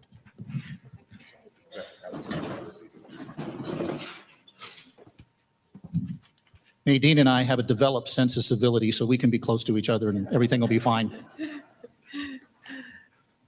So, Scott, my first question for you is, would you absolutely oppose abortion in every circumstance, including when it's necessary to save a woman's life, when it's necessary for her health, Yeah. when she is the victim of rape or incest, being the most common examples? Would Sure. you pro-lifers make exceptions? Yeah, fair question. Let me take the first one, her life. There are medical cases known as ectopic pregnancy where the embryo implants on the inner wall of the fallopian tube. If you do not remove that embryo, as that embryo grows in that narrow tube, the danger to the mother is clear. That embryo grows, the tube bursts, the mother hemorrhages to death. You're a pro-life doctor. What are you going to do? Do you do nothing and let two humans die? Or do you act in such a way that you save one life, even though the unintended but foreseen result is the death of the human embryo? And my answer, Nadine, is we act to save the mother. Now, here's where I need to get back to definitions. You'll notice in my syllogism, I defined abortion very carefully: the intentional killing of an innocent human being. When a doctor acts to save a mother's life, he is not intentionally killing an innocent human being. He can foresee the death of the embryo in the case of ectopic pregnancy, but he does not intend it. So I don't even call that abortion. That's a life-saving surgery that any physician who's pro-life would do, and no legislation has ever forbid that kind of surgery. You also mentioned rape, and that's the question. And also, I mean, I'd like to hear your answer to Sure. that, but also if it's not a matter of literally saving the pregnant woman's life, Yeah, but health. her health. Sure, Avoid good question. Serious adverse health impact, including perhaps potential infertility. Yeah, good question. Dr. Thomas Murphy Goodwin, who runs the largest prenatal health clinic in the world at Cedars-Sinai Medical Center at USC in Los Angeles, he sees 15,000 women a year who are told by their primary care physicians, if you do not abort, you will die or have incredibly serious complications to your health. He says of those 15 to 16,000 women a year, only 1 to 2 cases a year actually require ending the pregnancy to save the mother's health in the sense of grave health threat or life. I like both his points about the fallopian tube mounting pregnancies. It's very obviously that's such a standard talking point we hear from the abortion advocates as somehow a justification for all abortions from a moral argument perspective. And I think you just obliterated that whole talking point. But the other one obviously is the, oh, they're going to die. And it's like, well, there's a couple of them that actually end up needing to be terminated. We can, in the modern era, we can actually save those women. And I mean, people have heard me talk about this many times, but one of my nephews, let's see, he is 20, just turned 21. And my mom and I actually came back from England and stayed with my sister for, I think, almost 5 months of her pregnancy so she could be on bed rest. But all these doctors told her that she needed to terminate my nephew or they would both die. And fast forward to today, he's graduating early, going off to law school, full scholarships, athletic, I mean, all this kind of stuff. And they said, he needs to be terminated. He'll never make it. You're going to die. But turns out she didn't. We helped. He's alive. And just one example, but there's just so many of those as he's substantiating here. Now, here's where it gets interesting. He treats women with advanced stages of breast cancer with heavy doses of chemotherapy when their primary care physician said, if you don't abort, you're going to die. Oh, and looks like Ray did another super chat. Appreciate you. He says, unlike all the real rights, abortion is the only right that, if exercised 100% of the time, would result in extinction. That's a really great point. Unlike all the real rights, abortion is the only right that, if exercised 100% of the time, would result in extinction. Interesting. That's a great point. And I would wager that's something the vast majority of the pro-choice individuals have not actually considered for themselves.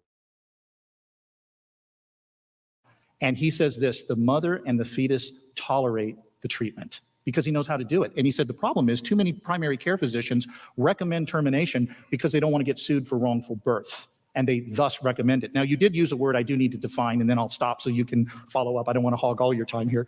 But you mentioned the word health, and I think we need to be clear on what this means. The Supreme Court in Roe v. Wade said that abortions could only be restricted in the third trimester by the state if it did not interfere with the woman's, quote, health, unquote. In Doe v. Bolton, the companion case, the Supreme Court went on to define health so broadly you can drive a Mack truck through it.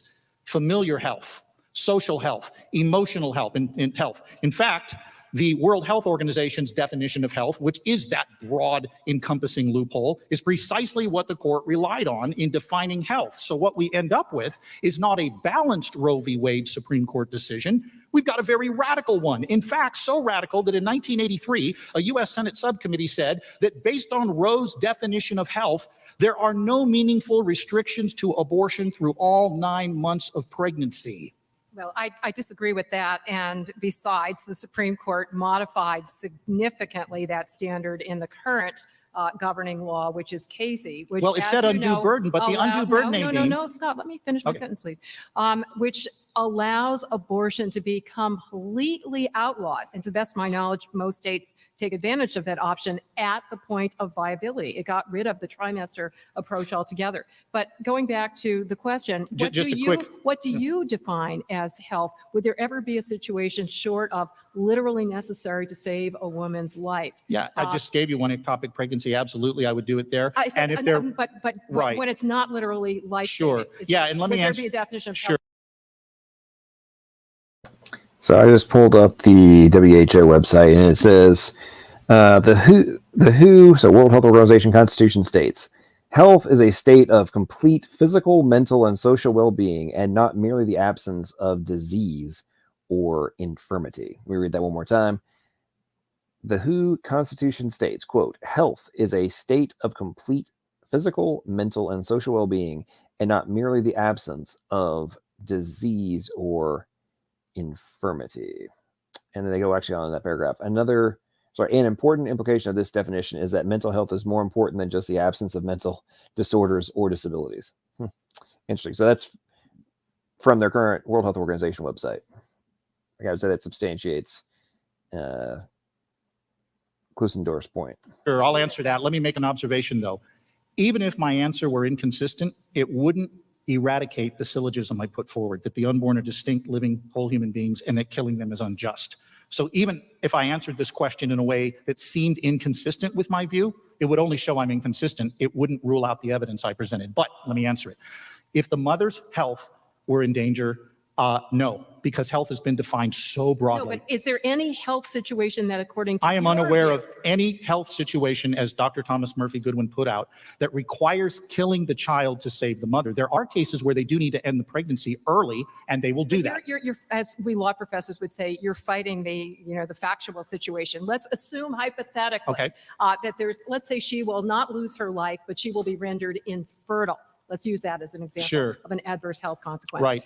Would that be a situation where you would say the pregnancy could be terminated? In that case, the mother stands to lose one good. The child stands to lose an ultimate good. The mother loses fertility. The child loses its life. Being killed is immeasurably worse than losing your fertility. Okay. Hang on. So let me get this straight. The woman is pregnant, and if she has the baby, she's going to become infertile. So you're saying, let's terminate this one because she's going to end up not being able to have more. That doesn't really follow for me. So she was able to successfully have one, and there's obviously a risk that she might not be able to have him again, or there'll be additional health issues, but she's pregnant right now. Let's use that potential of not being able to have children in the future as the justification for killing the one that can be actualized or that's being actualized now. that is just weird. That's a weird thought process right there. I was reading some other stuff, so I may have missed it. And if that wasn't what she was saying, I could be wrong there. But if that is what she was saying, then wow, I'm astonished that you would even make that point and think you're making a substantive argument. And rape and incest? Yeah, thank you. Here's the question. You and I both agree that a woman who has been sexually assaulted has suffered a terrible injustice. We both agree on that. My guess is we disagree on the solution. So here's the question that comes to mind. How should a civil society treat innocent human beings who remind us of the painful event? Is it okay to kill them so we can feel better? We're back to the question, what is the unborn? Does hardship justify homicide? If I have a 2-year-old in front of me and his father was a rapist, would it be okay to execute the 2-year-old for the sin of his father?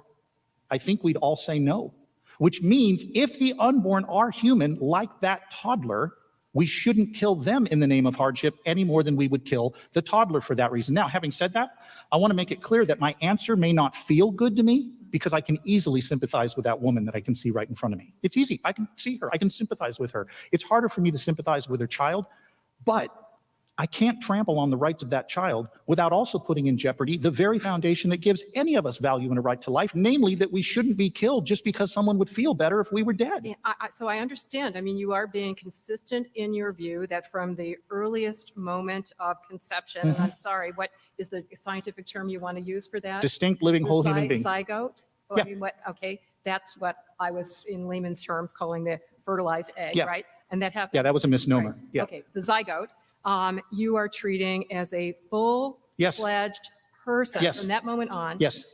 Now, except you're treating it as more than a full-fledged person. No, I'm not, Nadine. Unless, no, let me tell you why, Scott, or ask you why.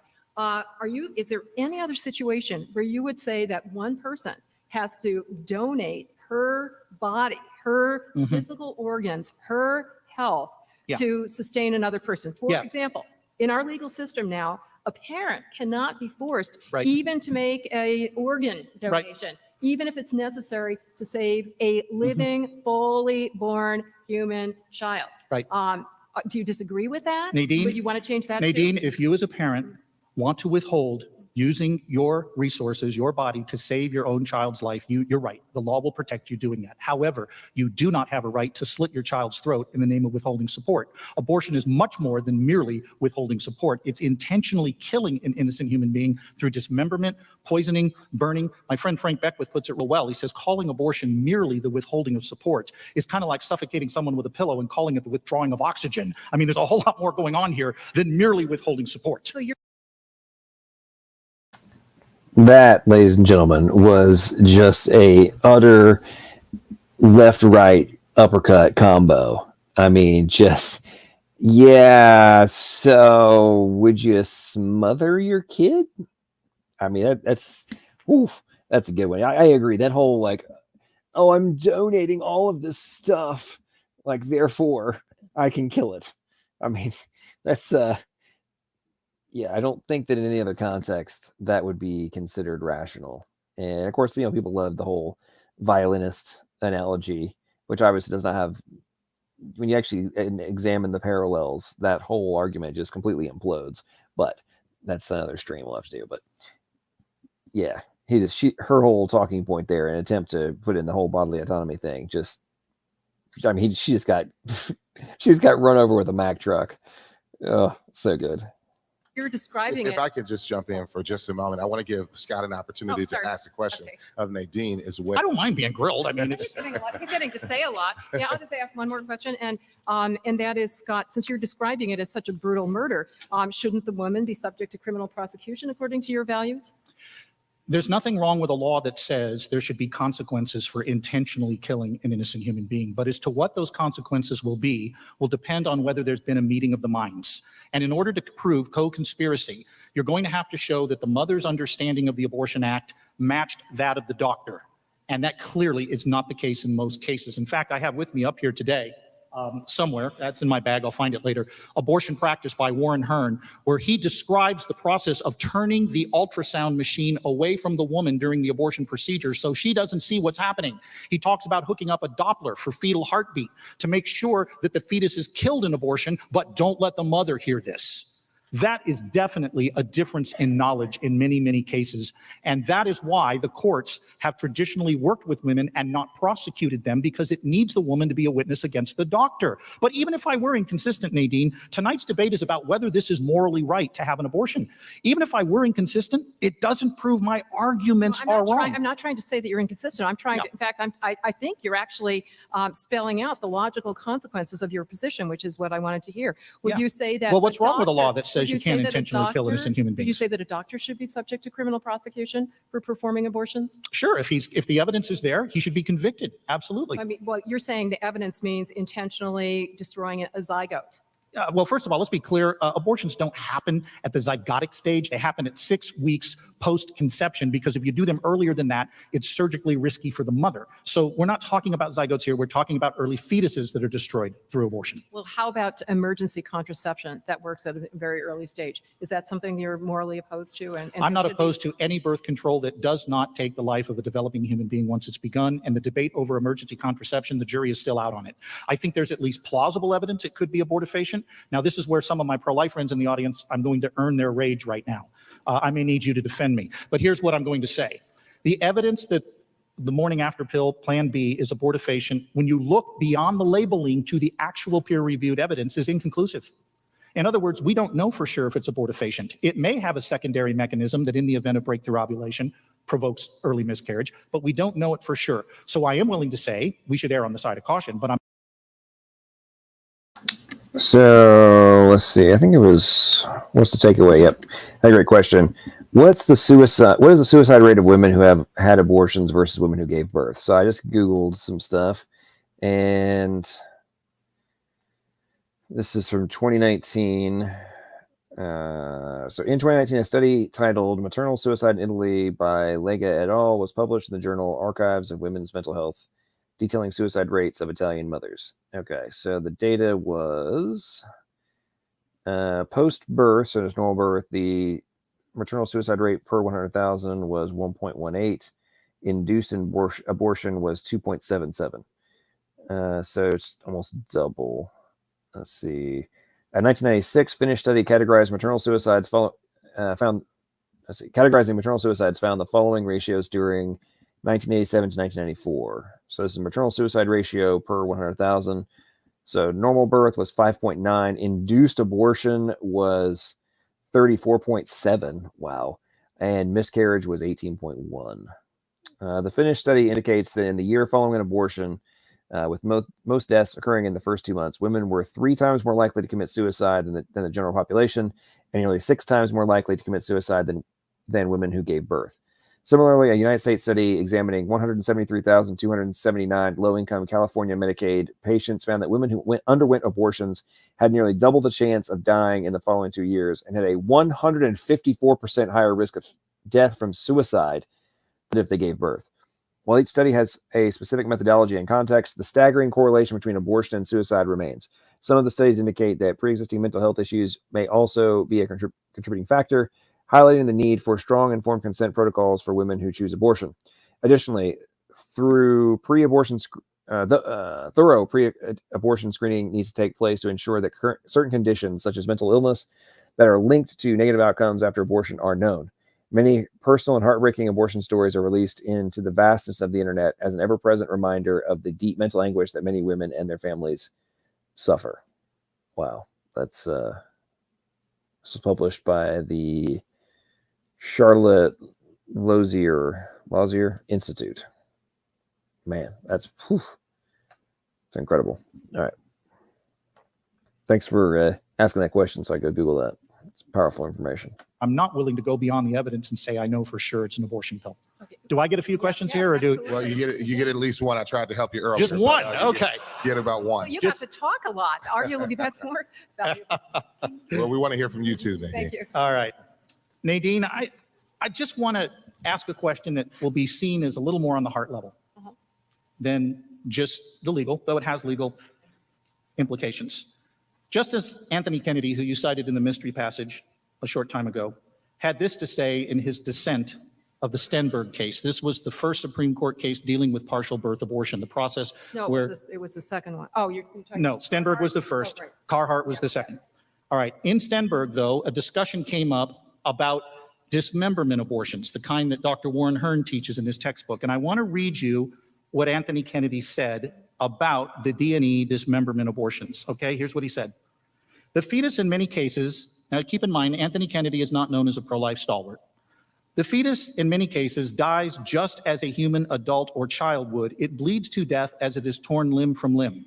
The fetus can be alive at the beginning of the dismemberment process and can survive for a time while its limbs are being torn off.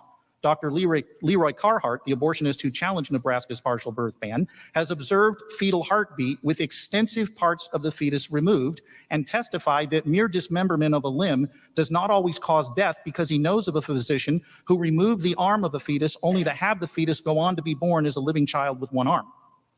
At the conclusion of a D&E abortion, the abortionist is left with a tray full of pieces. I have two questions. First of all, that girl who was born with only one arm, because her arm was torn off in the abortion procedure, was she wronged? First of all, I know nothing. I have no idea whether this is factually true. I'm quoting but, Anthony Kennedy's dissent. There was a lot in that dissent that I disagree with, and I haven't independently researched it. But I won't fight what I will treat as a hypothetical. If you're talking about, well, it's not hypothetical. I'm quoting an actual about case. Something that is viable, they have a right to be fully delivered. That is exactly what the Supreme Court. Okay, but you're missing the question here. In 1992, was that girl wronged? Her arm was torn off in the womb. Apparently, so it sounds like it was. Okay, let's say she was viability. Well, her arm was torn off. Okay. But according to your standards, Scott, it would still not be wrong unless we talk about the part of the analysis that is always missing from your perspective. And that is, what about the pregnant woman? What if this was necessary to save her life? Okay, in this particular case, we're not talking about it. And by the way, partial birth abortions are not documented to be necessary to save the mother's life. In this case, what we are dealing with is a child in the womb with her arm torn off. She now doesn't have an arm. Every single medical organization, including the American College of Obstetricians and Gynecologists, the Public Health Association, every single one of them filed briefs in support of the medical life-saving necessity of this procedure in certain tragic pregnancies. They occur extremely rarely. These are all wanted pregnancies, and some tragic complication develops late in the process, as a result of which women make a very I've actually got the Journal of the American Medical Association brief here on partial birth abortion, and the doctors make it very clear that this procedure is not needed to save the mother's life. And why would it be? It's a 3-day procedure. The woman goes in, has laminaria inserted. You got to wait a day. Then they've got to dilate the cervix slowly, then deliver the child, breech first, and with only the head left in the birth canal, stab it in the back of the skull and vacuum its brains out. If this were an emergency life-saving procedure, they'd do a quick D&E. They wouldn't use a procedure that takes 3 days, Nadine. Scott, I don't know where you are getting that so-called Journal of the evidence, American Medical Association. All I gotta say is the point he just made there. She just got annihilated. What I find so interesting is if you look at the sides of the tables, right? Well, in fairness to her, she shifted with the moderator, but it's been pretty obvious throughout the debate that Klusendor had his assets ready to rock and roll, baby. Like, he had anticipation of her arguments and all the points, talking points, so on and so forth. And it's like, oh, you're going to bring that up? Let me explain that to you. And I really wonder how much investigation to her own positions and the substance of them she did in order for this debate. Like, oh, I'm going to make this talking point. I'm going to issue this talking point, and then he has nothing of substance. And it's like, oh, boom, you just got smashed, woman, utterly crushed. And yeah, the substance of your argument has been invalidated.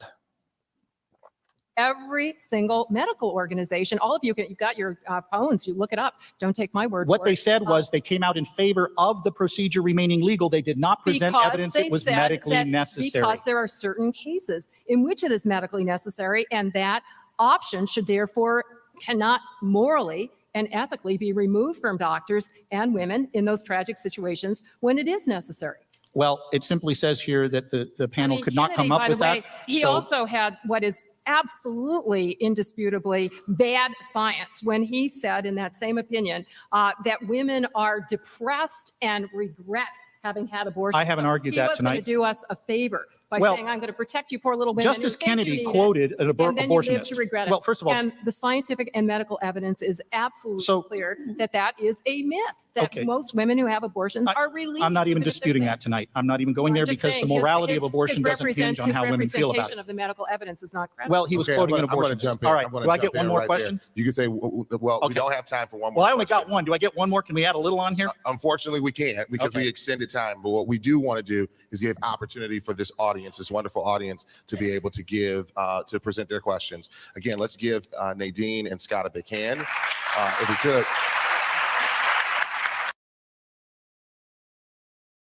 All right, I think I'm going to end it there because there's a bunch of questions, but it's mostly just not much. There's some substance, but I think a lot of this was covered in a very much more succinct way during the debate. I would argue that Klusendorf completely obliterated Straussen. I mean, the coherence of the arguments, the logic of the arguments, the evidence in favor of the arguments, and the direct addressing of the position taken by the opponent were obviously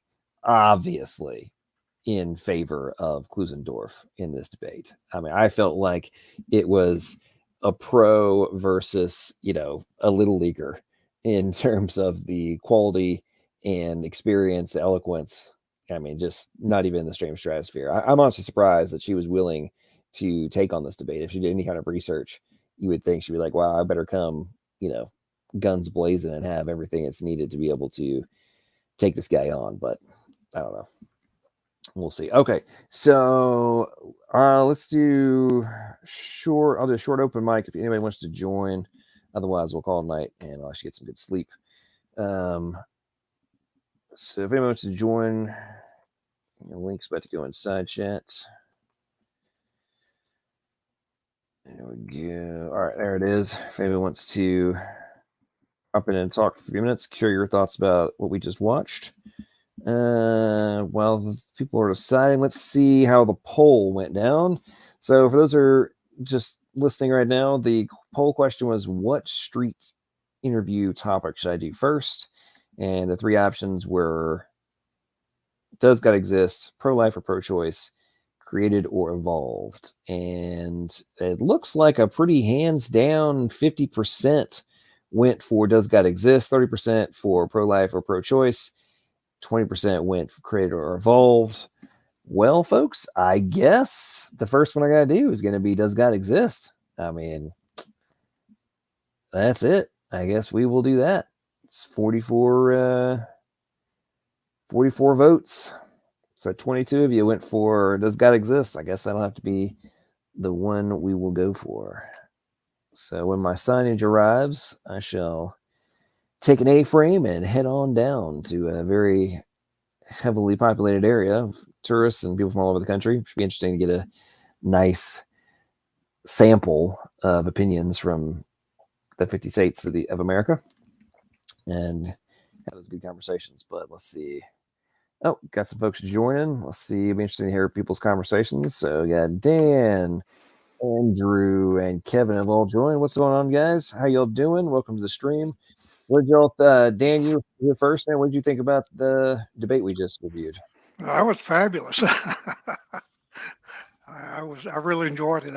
I didn't know there was anything like that out there. I didn't know there'd be two people actually debating like that. And I agree with you 100% about the man's arguments were, well, he was very scientific, very judicial, very everything. And she got caught in a couple of cases, especially right near the end. I thought that was pretty cool. But she made some pretty good arguments too for, if you don't mind killing babies, But I get very emotional about this, so I don't. I'll give the floor to somebody else. Right on. Appreciate that. Let's see. Andrew, you are up next. And then Kevin, what are your thoughts on the review tonight? Yeah. My first question, How the heck did she perform as a lawyer with things like that? Well, that's a good point. And I would say that it's kind of indicative of why like so much craziness is happening in academia and why in business people are becoming very concerned about the quality that's coming out of universities. And it's like, well, if these are the arguments and the quality of the professors, why would you expect the students to be coming out, with so much substance if this is the kind of thing they're getting from the professors? But that's just me. But anything else stick out to you?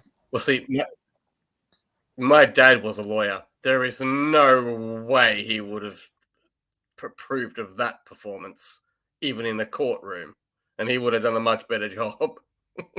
I'm sure of it. Well, I don't doubt that, but the thing that's interesting to me is like, so when I listened to the Supreme Court hearings, the Roe v. Wade government, stuff, yeah, the ones just happened, right? When I listened to it live, right, and the arguments from the side in favor of upholding abortion law. When I was listening to their arguments, and they had some stuff here and there, but as I was paying attention to it, it's like they don't have much, right? Their arguments are weak. It's basically, oh, the court ruled it was like this, therefore it should stay that way. Was pretty much what the argument boiled down to. And they were clinging to stare decisis of like, oh, this is the precedent, therefore you can't change it. Was pretty much when you really went down the route and got, looked past the fluffy words they were saying. Ultimately, it boiled down to, well, this is the status quo. You can't change it. Yeah, and even when she got to the end there and you gave her the example, she was trying to argue with how this can't be an example. It's like, as I said in the comments, she's just trying to change the scenario just a little bit to make it in her favor. The child that was born with one arm as a result of, was she wronged? Absolutely, she was wronged. There's that I can't think of his name. He's an apologist Australian who was born with no arms and no legs as a direct result of the pill, I think. Oh wow! And he has to get around. I can't remember his name is Nick. It's his Christian name, and he's got a long Greek style surname, I think. But yeah, I'm not. I think you're referring to is the thalidomide. I think that was the medicine you're referring to. It keeps them from having like arms and legs growing very often. Yeah, I may not be pronouncing the medicine right. But it looks like thalidomide. Yeah, Thalidomide. It could have been something like that. Anyway, it was something that happened within the thing, and he was born with no arms and no legs. But anyway, if you're born without an arm, yes, you are at a severe disadvantage. Unless, of course, your name's Rick Allen and you've happened to drum for Def Leppard. Right. Yeah, it's really amazing. It's amazing what is people try to justify. Who ironically started off with two arms as a drummer until he lost one in an accident. Well, it's interesting, and in line with your point here, I heard a very interesting argument. I'm pretty sure it was about the thalidomide, how to pronounce it. And the position was, if you, as a mother, if you purposely took it, knowing that the outcome would be the loss of arms and legs of the child, but then took it to term, would that be considered child abuse? If you purposely, with intent, we're going to make it so they didn't have arms. And I would say that the vast majority of people would say, well, of course, I mean, that's horrible. Why would anybody do that? Right. It's like, okay, so making it not have arms and legs is horrible, but killing it is fine. I mean, that kind of dichotomy for me, it's like, are you being rational? Have you actually thought through your position, or are you just accepting everything at face value and being like, no, I got earmuffs on. I don't want to, I'm not listening to your arguments. I'm not listening to you. No, not listening. That kind of thing. I feel like that's what's going on in a lot of these cases. I've got my noise cancelling earphones on. Exactly. All right, Kevin, welcome Yeah, to stream. How that's you doing, man? What did you think about the debate review? Oh, you muted my mic. All right. Yeah. How you doing, John? I think liberals are absolutely insane. Um, it's a child. The moment of conception, it is a living human being. It's a living soul. And they try to use stupid words to wiggle out of it, like, oh, it's just a fetus. But you're so retarded. The word fetus is Latin for child. So you're saying it's just a child. Yeah, that's my point. It's just a child, you brain dead morons. I'm so sick and tired of hearing brainless idiots that were given the right to be born, the right to live, to stand here and argue to kill children. You hypocrites. You all need to be put to death. All of you. If I had it my way, I'd kill you myself. You're all a bunch of scum. You're Well, satanic pieces of filth. I think you may be going a little bit too far Yeah, in I'm the. not going too far, John, Well, because if I hang went on, outside today and hang I on, killed somebody, hang do on, I have hang the on, right to kill somebody? hang on. There is a difference in wanting to have justice on like the performers of abortion, right? The and in some cases even some of the advocates. However, there have been more than a few people who were working in, I forget, there was one woman who's like a hardcore pro-lifer now, right? Who used to work, she wasn't a medical person, but she like worked in an abortion clinic for years. And it wasn't until she was like called in an emergency, right, to come in and help, and she actually saw what was going on, that she realized that she'd been a part of something that was just completely, horrific. And then she did a complete 180 and now is a incredibly vocal proponent of pro-life.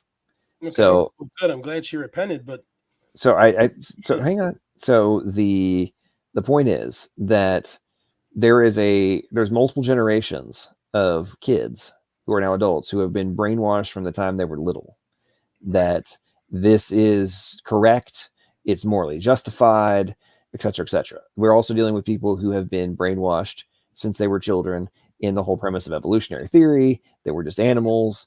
They were not created in the image of God. We're not, all these different things. So from their frame of reference, what they're doing is not necessarily horrific because that's what they've been conditioned to do. So my point is that while we can disagree, we can be disgusted and not understand how they can possibly take these positions, going all the way to the extreme of saying we should go kill them is, I would argue, is incorrect.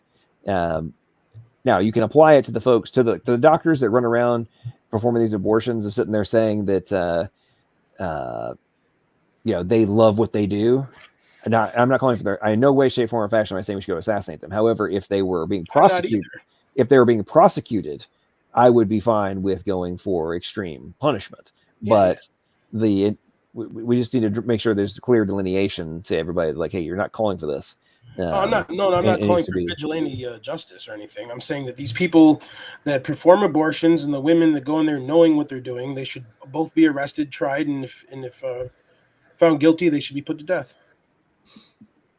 Well, and there's some of those instances of the women we've seen recently in these protests talking about how they love killing babies and such. I mean, They're sick psychopaths. that's beyond the pale. And Yeah. I would say those individuals are disgusting human beings. I would agree with you 100%.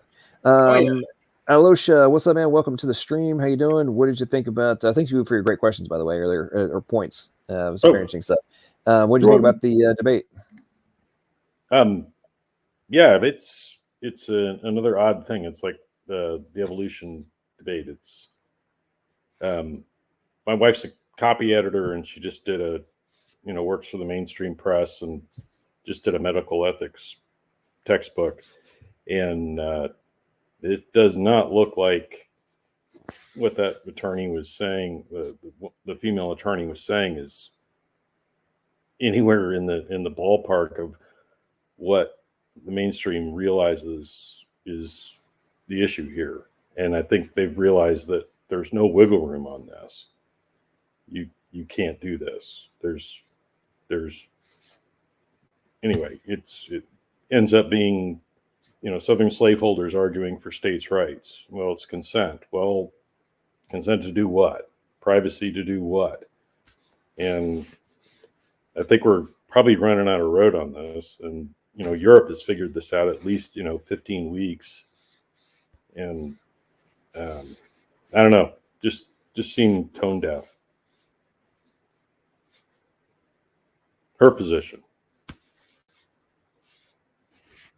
Oh yeah, I would agree with you 100%. I mean, it's just, the more you listen to these things, the more it just becomes so apparent how weak their positions are. And as I mentioned earlier, and you alluded to as well, what's going on around the world makes us look horrific. I mean, and what amazes me about it is, the European Union countries are not religious. The vast majority of them have, religion is imploded decades ago, right? I mean, there's a dramatically lower rates of quote unquote Christian people and religious in general, right? And yet they have a greater recognition for the sanctity of life than people here in the States do. It's really amazing. That's why I was making the point about the level of brainwashing that's taken place in America is truly astonishing. Jacob, what's up, man? Welcome to the stream. How you doing? What are your thoughts? Hey guys, how you doing tonight? Good. Excellent. So I showed up a little bit late. I follow the channel a bit. I caught a bit of the extreme that I'm not, foreign to, and people who are very push of pro-abortion, which is, just such a topic that growing up was probably the one thing I never wanted to ever have to encounter or think about. But as a father, was raised Catholic, mother Baptist, grew up in a private school, moved to a liberal city, as a caring person trying to understand where people are coming from, it's really grown in layers and colors that I didn't even want to think about. So I don't think it is a black and white topic. Of course, I mean, I'm really kind of wanted to join because I want to engage with you guys and what you're talking about.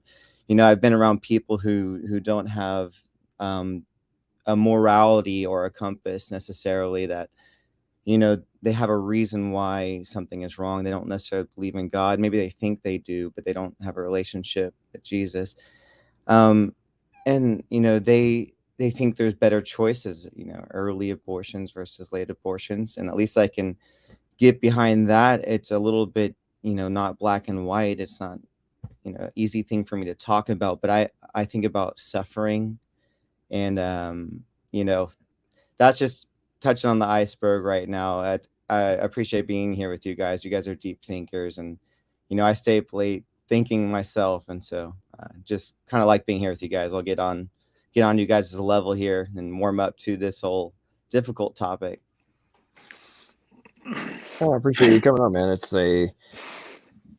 It really is amazing how many people in America these days don't want to engage in deep thinking, right? And just want to keep everything very superfluous and just, I don't know, either lack the capacity to go 2 or 3 steps ahead of their talking point, or willfully refuse to do so. And it's a very sad state of affairs of what America has turned into. We used to be the leader, and I think I would say Lena is substantiating my point. The greatest U.S. embarrassment to the world has been Trump. I mean, I'm sorry, but if you think that's the greatest embarrassment, your knowledge of the world is, I mean, Joe Biden literally falls asleep in the middle of G8 or G20 meetings. Okay. I mean, it's on video. Okay. He literally falls asleep in meetings with world leaders. He takes a freaking nap. Okay. Have you not seen end of quote, repeat the line? I mean, did you miss out on that, Lena?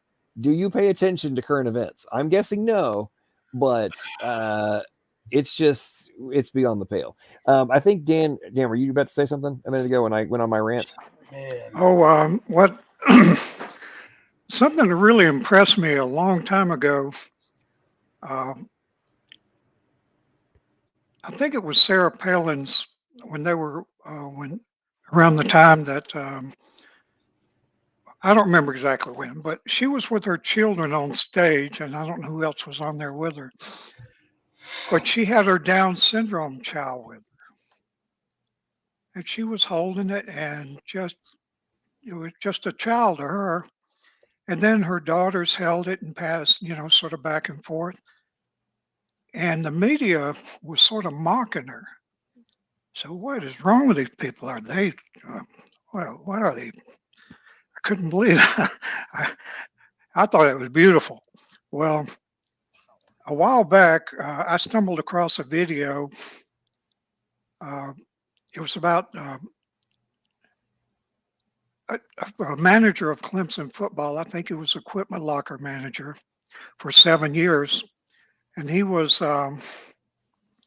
everybody loved him. I mean, the president called him a rock star of the campus. Okay. That's how much he was loved. The president of Clemson University. Well, he had Down syndrome. And of course, he had trouble with the speech, almost as much as I do. But he said, talking about Coach Sweeney, the football coach for Clemson, he said, Coach Sweeney said the only thing, the only disability a person has in life is a bad attitude. You're to see it. It's a beautiful, it's on YouTube. But at 7 years, he was equipment manager. Everybody loved him. He did his job. He was always on time. And he eventually got a certificate from Clemson. They had a special needs program where they allowed children to get college certificates from Clemson if they went through this training. And the training was mostly to help them in life, like the homemaking and riding buses and, things that they don't hardly ever get to do. But anyway, that's the most remarkable thing I've ever seen. So that's why I told you this is a very emotional topic for me, because instead of looking at Down syndrome with disgust like a lot of people do, I'm sure I've heard it many times, or treating it as a well, anyway, I look at it as a miracle, really, that some of them can actually make it, overcome their disabilities, and live a pretty productive life. Another point too that was mentioned in one of these videos, I kept watching them. There are quite a few out there on this. He got a championship ring from Clemson. Actually, I think he got 2 of them. Well, and the ring, big ring. He was giving a speech. He was like the guest speaker at this, and you could tell the whole audience loved him. And he started out and he said, "Oh, let me tuck off my ring," like it was bothering him. It was that national championship ring. This guy was really something, but he had severe Down syndrome, but yet he overcame. And I think his parents were the biggest. They decided to have the child because the doctor told him it was be a Down syndrome child. They decided to have it, or I'm not sure exactly. Maybe I got that a little wrong. But they did everything they could to try to help him. Well, he became a high school manager, football manager, and then he went on to Clemson and became their manager for a long time. It's really remarkable. I've never seen anything quite like that. It was very touching. Anyway, that was my what I wanted to say. No, it was great points. Real quick, Lena, you keep trying to claim that Biden has utmost confidence on a global level. Let's just, okay. Power. It is noteworthy that the percentage of women who register to vote and cast a ballot is consistently higher than the percentage of the men who do so. End of quote. Repeat the line. Damn it! Who typed a question mark on the teleprompter? For the last time, anything you put on that prompter, Burgundy will read.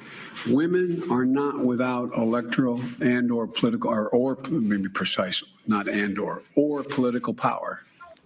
Do you even know what you just said? Oh, great Odin's raven.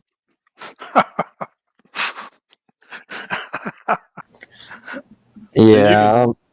You I can guess see I the did. guy behind him trying to keep it together. LP, John, Yeah. my favorite quote by Biden, and he says, "Do you know you can drive all the way across country in an electric vehicle on one tank of gas?" Yeah. I saw that.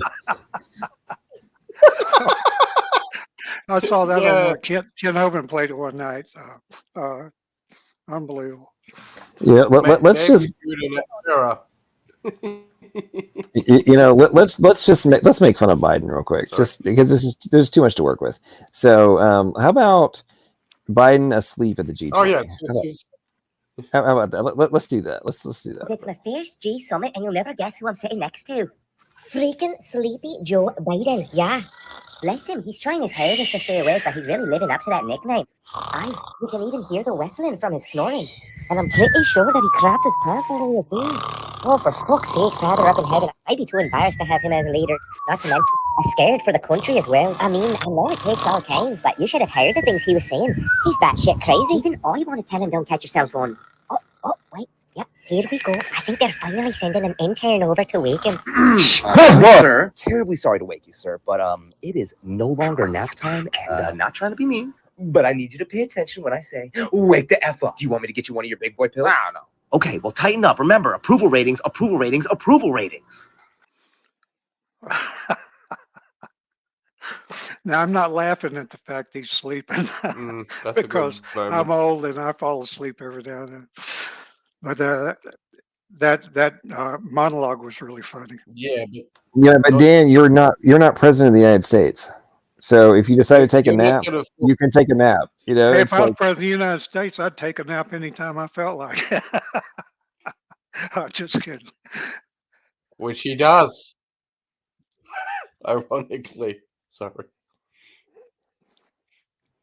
Matt Taibbi had a great piece on his Substack about this, and he was hearing rumblings even during the campaign about staffers making offhanded, off-color remarks about what they were having to do to keep him on point and just keep him alert and anyway exposed to the public. Just anyway, and we're now this many years on.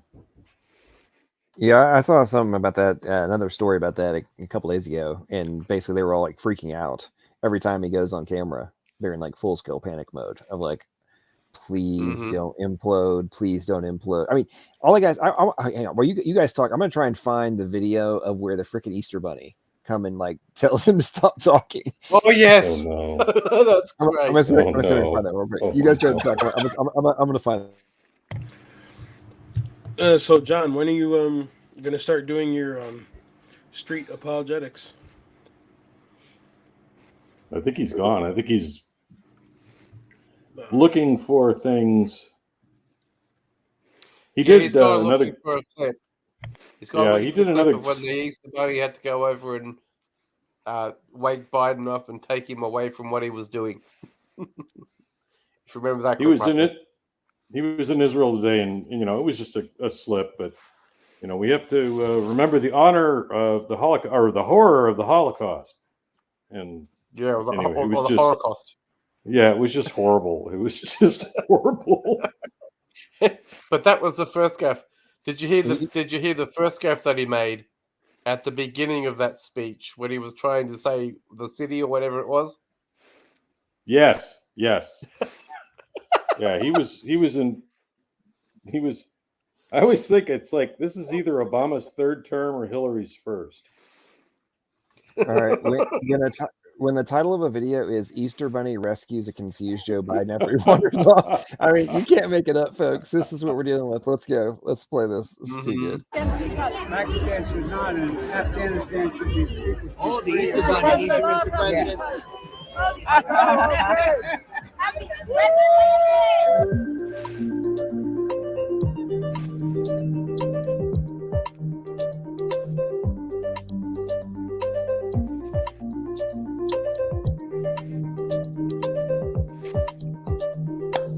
And you have to pity the Secret Service agent who pulled that duty.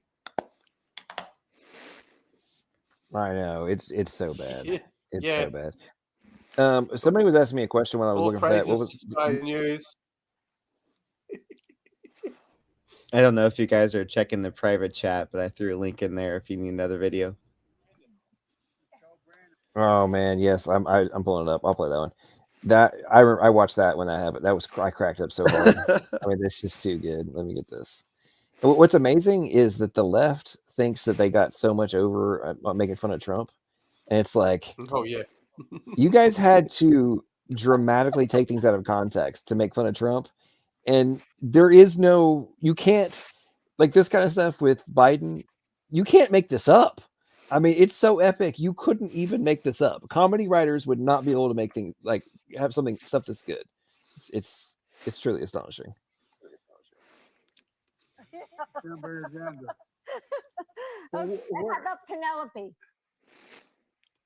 Well, Penelope, she's only 2, so I think she'd be happy with just about it. Oh, that's great. Well, that's great. Yeah. Oh, that's wonderful that you have a 2-year. Well, have a Merry Christmas. Have a wonderful Christmas. And by the way, you guys have to be in bed by 9 o'clock, you know, and asleep between 9 and 12, or he doesn't show up. This isn't to you, Jared. This is to the kids. That's right. I hope you have a wonderful Christmas. Well, yeah, I hope you guys have a wonderful Christmas as well. Merry Christmas, and let's go, Brandon. Let's go, Brandon. I agree. Hey, by the way, where are you in Oregon? Huevos. Zinga. Where's your home? So we can send the Where's your Secret home? Service By to the it. way, you're in Oregon? Where's your home? Did you guys? Sorry, I have to. Did you guys see where Marco that's Rubio changed his profile picture to a taco today? I didn't, but I tell you what, I that whole deal. I mean, and the Latinos in San Antonio are like breakfast tacos. Oh man, you can't make this stuff up. It's like, I mean, seriously, who writes these speeches? I mean, seriously. In fairness to Joe Biden, she was equating Latinos in different cities with different stereotypical things. So it's like, oh, in Miami, you're this. In New York, you're that. In San Antonio, you're breakfast tacos. I mean, come on, bro. It's let me see if I can find the whole thing real quick, because that was hilarious. That really was. Oh, here it is. Okay, I got it. I can't imagine. I would imagine that whoever that speechwriter was is fired. What do you guys think? Oh, I can imagine. In Gitmo. But we can't get those things on our own. Raul helped build this organization with the understanding that the diversity of this community, as distinct as the Bogotas of the Bronx, as beautiful as the blossoms of Miami, and as unique as the breakfast tacos here in San Antonio, is your strength. And yet, it's when you speak with one voice, unidos, that you find your power.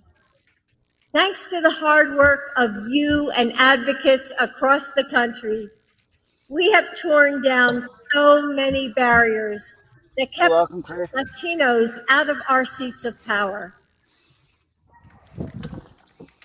I loved when she says, that is your strength, right after the taco reference. Because, you know, sometimes it is, especially on Mondays. I mean, what can you do, folks? As long as you're able to, I mean, think about, like, I just associated you with food. I mean, like, hey, demographically, the way I identify your demographic is that you're food.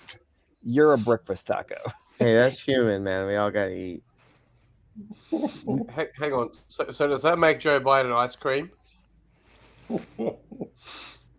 Oh, we need it. Well, I really want to find. I'm gonna try and find the from the primary when the goose is like walking behind him in the window, and he's like, "Oh," he turns around, he's like, "Oh, there's a goose." But there was But in the middle of the live interview, it was so epic. But I think the craziest one he ever did was when actually he did this at least twice in the primaries. He's in the middle of a live interview and then like zones out, and you see, and he like walks off stage, like he's on camera, right, in his basement, and they never asked him a question. He just like starts staring off into the distance, and then just like walks off walks out of the camera view, and then you see one of his aides like rush over, and then the next thing it's like technical difficulties sign like flashes up on the screen. It's like the guy who wants to be president just zoned out and walked off camera in the middle of an interview, in the middle of a live interview. And you think that we are like questioning his cognitive ability is somehow like a GPS conspiracy theory? Like, difficulties. oh man, I'm gonna see if I can find that real quick. You guys talk. I'm gonna try and find that video. No, that was another complaint by his staff in Taibbi's article today. They were like, he gets angry suddenly. It was a huge worry for them that he was just going to twist off on screen, and he did, and sticking his finger in people's chests, and they had another video of him sniffing a girl's hair, I think just yesterday. And it just, Is he back and to then, sniffing again? Oh my! yeah, and then the whole, Hunter's nickname for him in his address book, which anyway, it's just madness. Yeah, the big guy. Pedo The Peter. big guy or the big H, whatever he was. Oh no! In Hunter's, because they hacked his iCloud iPhone account, and was Pedo Peter, and it was like, hadn't heard that one. Yeah, it was like,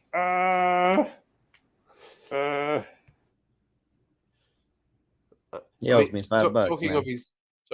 Talking of his bad moments, let's not forget the first time when he walked past the Marine and said salute the Marine instead of saluting the Marine. Was he talking to someone near him? Yeah, he basically was walking past the Marine to say something, and the command was given to him via the earphone to salute the Marine.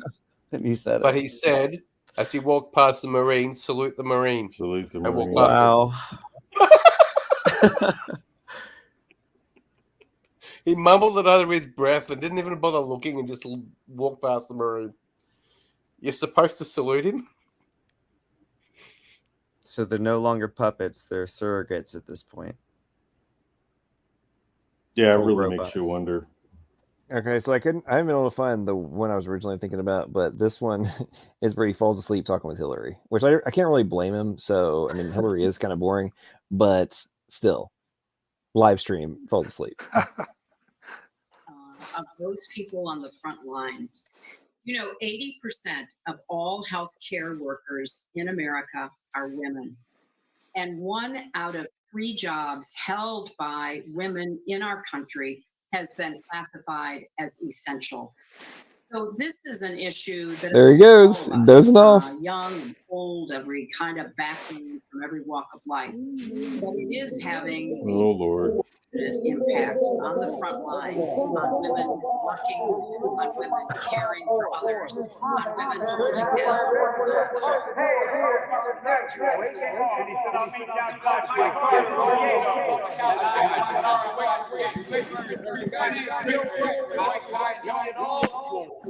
He was a mechanic. And again, I got Harry Vegas. I learned about roaches. I learned about kids jumping on my lap. I love kids jumping on my lap. But brought us that will fix what is wrong in America so that we truly can live up to be the best versions of ourselves. And I think Joe Biden can lead us there. Thanks, Joe. You can't make it up. No way. Hillary's like, what? What's happening No right way. now? What's happening? And Corn Pop was a bad dude. Oh man. Is that the fellow that talked about Joe riding like 1,000,000 miles on the subway or something? Oh man, the Corn Pop. Have you not seen Corn Pop? Oh man, it's too good. Okay, let's get some Corn Pop. Joe Biden Corn Pop, man, it is epic. And by the way, there's a hilarious music video for that too. But yeah, let's get the speech real quick. So I did a debate on Biden versus Trump, and I played the corn pop stuff, and was like, really? Listen to this, and you think that he is better than Trump? Really? Okay, let's. I got hairy legs. Oh man, It turned blonde in the sun. oh man, it's too good. Let's see, where is that? Oh, it's so good. There were so many spoofs of that. Is this the song? Oh yeah, here we go. This we gotta watch this. I've played this a couple times on streams, and I always get bashed for playing it, but I'm gonna do it anyway because it's too funny. I get so much entertainment out of this. Ladies and gentlemen, prepare yourselves for epic music and just the complete, I mean, like making it into a pure classic, the eloquent words of our current president of the United States. Just prepare to have your minds blown. It's too good. And it is time for a president who understands Coldplay is the best band in the world. That's wrong. You got that wrong. No, look, I got hairy legs. I'm just done. That's what your poll said. Vice President Biden, why are you a better choice than your opponents? I got hairy legs that turn blonde in the sun. In the sun, comes up my legs from the morning until the day's done. So the day's done. We are at the end here. I got hairy legs. Yeah, that's right. You heard what I said. So wonder back then. I got hairy legs. Yeah, man. Watch the hair come back up again. I'm the guy with the best chance to win. Time is up. Thank It's you. only 60 seconds, not up yet. And Corn Pop was a bad dude. And he ran a bunch of bad boys, a bad crew. Yes, sir. I really was the only white guy they really knew. He said, I'll meet you outside. And I said, what am I gonna do? Corn Pop, he can't stop. Corn Pop, he won't stop. Yeah, That's fine, thank you. So I'd like to talk about who we're running against. A billionaire who calls women whores, gays to lesbians. You could. Wow, man. Okay, now, all right. So I've Lesbian. okay. So I found the. This is the actual interview that they were joking about, though. It's so good. I mean, the fact that he said this is just astonishing. I saw that made me aware when I was in law school. Proudly for Holloway. Proudly for your dad. First African-American state senator in the state of Delaware. Everything about. And by the way, you know, I sit on the stand and it get hot. I got hairy legs that turn blonde in the sun. The kids used to come up and reach in the pool and rub my leg down so it was straight, and then watch the hair come back up again.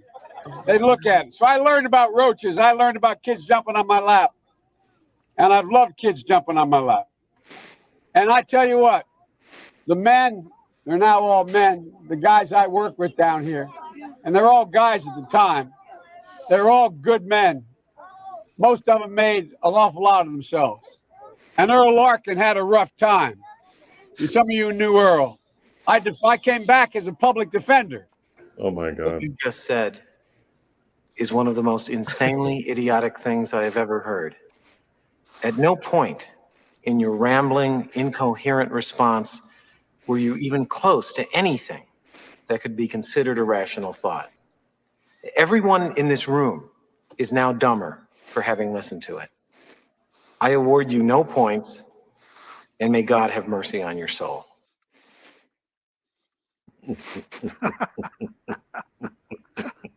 I've never seen that whole thing like that. I've only seen clips. It was a lot different seeing it all the way through. I mean, you're just like, what? I mean, he's not only is what he was saying stupid, he was incoherent. I mean, you could tell that his train of thought was jumping all over the place. Yeah, and, strange. And the part that was even crazy is like you're surrounded by little kids, and you're talking about. I don't know if you caught the part where he's like, "I know you guys know Earl, and I mean, we did some good stuff." And it's like, those kids didn't exist in the 1900s. Okay, like the 20th century, none of those kids standing next to you were alive. Let's think about this for a second. And you're saying you're talking about thinking that they somehow are familiar with what you're talking about from like the 70s. I mean, wow. Didn't quite make sense.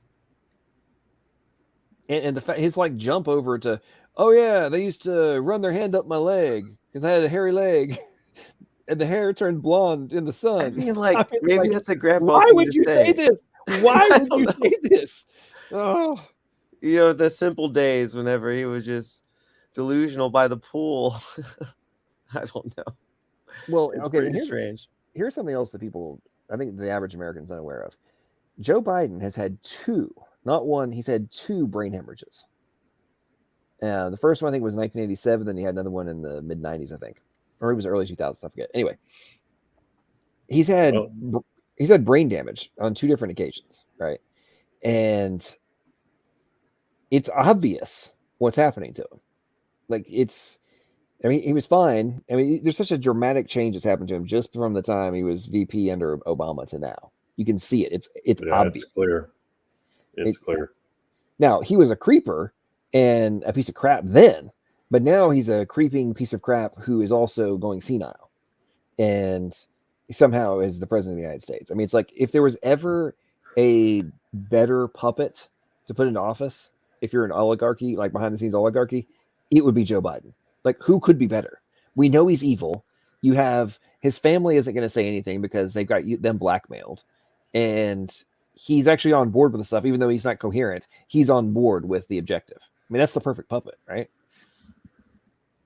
Yeah, it's anyway, it's kind of astonishing. And then anyway, and the decisions like Newland and Ukraine, and yeah, we're just going to unplug Russia from all the world's commodities and it's going to be fine. And then today, I think it was like Cairo, Riyadh, and Ankara are applying for the BRICS. And it's just, yeah, sleep at the wheel. Well, see, I would say he's not asleep at the wheel. I would say, well, he is. But I mean, yeah, he is. It's like Tapper and Newland, and but the handlers aren't asleep though. This stuff is purposeful. You can't be this incompetent. This is purposeful. They're trying to obliterate the United States as the world power. It's obvious. Yeah. I don't know. It's he like his pants, right? In that thing. That was in the Vatican. Oh yeah, something like that. Yeah, but on one hand, it's like, well, it's like the neocons are trying to hang on to, Pax Americana, and then it's like, well, if you guys are doing it, you're doing a really bad job, and it's just, I don't know, whatever they're doing, it's just awful. Well, all I gotta say is your point about, I'm assuming when you were referring to BRICS, you were talking about the currency move. Yeah, I mean, ladies and gentlemen, there is a active move to remove the dollar as the key reserve currency and negate the petrodollar status. That is a fact. I mean, it is being executed in real time. Biden's over in Saudi Arabia right now, supposedly, begging them to print more oil. He's probably asleep, and some handler is talking to the prince or whatever. But I mean, it's just, we're so screwed, folks. We're so screwed. We're dead. And here, the irony for me is, as much as I'm like, oh crap, this is gonna suck, I honestly am. It pains me to say this. I'm operating from the position that we deserve it. I'm talking about as a nation. Like, we deserve it. Pretty much. The United States we have become the villain, and the incompetent villain at that, and we have been ripping people off, and it's just, you reap what you sow, and we have been sowing a lot of corruption, and people heard me go on tangents many times, but like, our politicians are now no longer even trying to hide their corruption. They do it in plain sight. They admit they're doing it, and they tell you to go pound sand. And it's like, hey, everybody who's paying attention and recognizing all the crap that I'm pulling off, guess what, folks? The majority of Americans are not paying attention. I can do whatever the heck I want to do, and I'm not going to get busted. So, yeah, you can kiss my ass because I got hairy legs. I mean, it's just the way it is. Oh. Yeah, what was it? Bolton admitted just point blank on television that, yeah, we do coups, and we're fooling with people and effing them over, and it's like, okay. Yeah. So Brady made a good point about the new voicemail from Joe to Hunter, where he's like talking about the deals, all that kind of stuff. And of course, he's lied. He lied and straight, multiple times on video, talking about like, my son never talks to me about business. And it's like, dude, your son was flying with you on Air Force 2 all over the world, making deals. Like, and you're gonna sit here and tell me you're flying around the world with your son, and you have no idea what he's doing. Right, because the Secret Service is letting your son run around and has no idea what he's doing. I'm going to call bovine scotology on that one.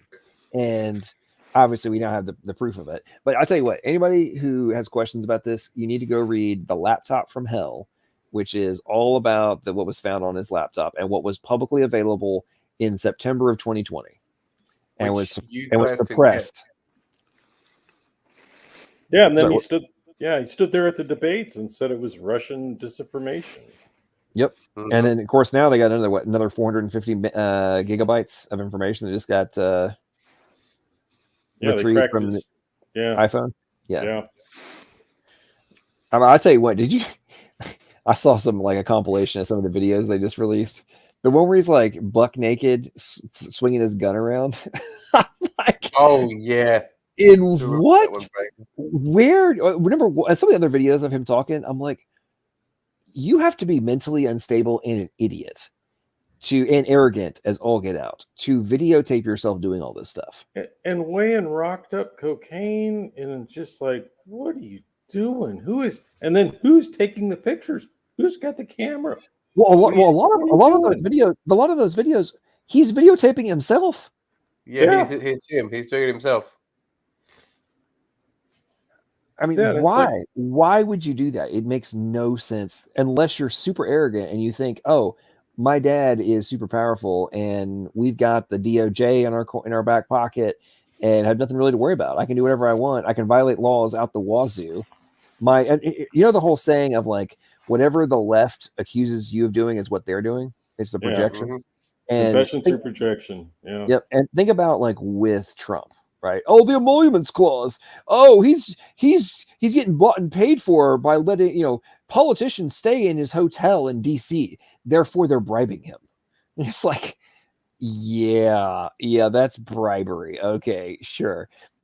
Trying to indict all the Trump kids and stuff. I mean, they lost money, geniuses. If you lost money, if your net worth goes down, your contracts get canceled, and you're losing money, and then you claim that you're somehow being corrupt and being bought and paid for, that makes no sense unless it's, as you said, confession through projection. I mean, it's astonishing. And seriously, folks, I strongly recommend The Laptop from Hell. Go read it.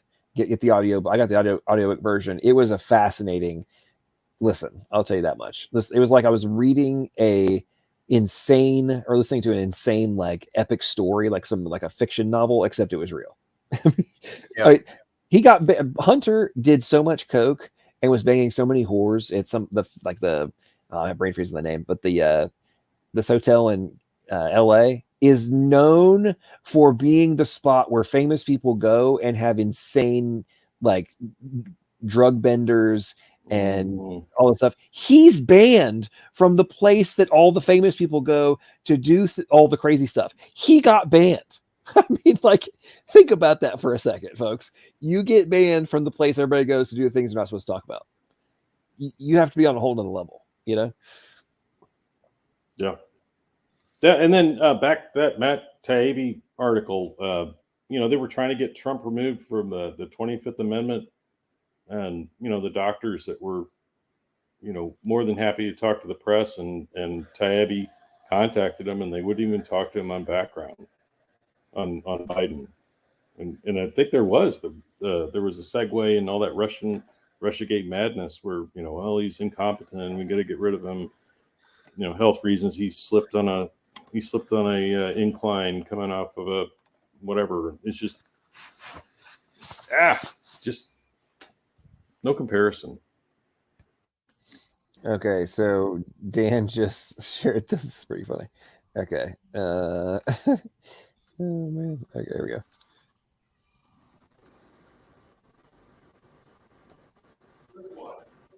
Why don't you have any moderators for your channel? Why don't I have moderators for my channel? Well, that's really an IT question, so we'll skip that.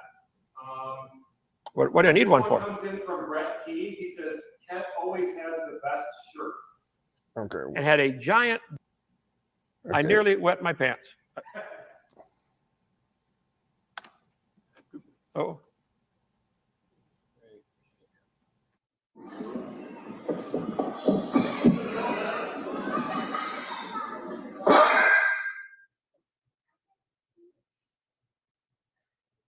You buy an electric vehicle, you go all the way across America on a single tank of gas.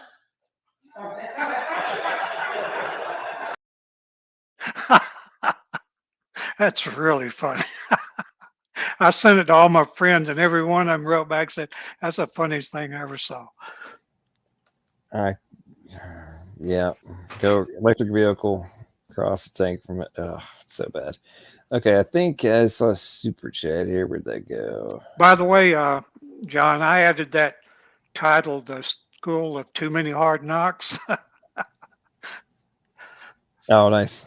Okay, I could have sworn I just saw a super chat. Did it go away? What's happening here? I know I saw a super chat from somebody. Okay. Somebody just super chat. It is now vanished. I'm not being able to see it. If somebody did that, can you say what you were saying again and tag me? Because there was a super chat. It was like a $9.99 super chat, and now it is not showing up for me in chat anymore. Not sure what is going on here. How did that happen? Okay, anyway, sorry about that. Whoever super chatted me, I saw something. I was about to go read it, and now it's like vanished. That is very weird.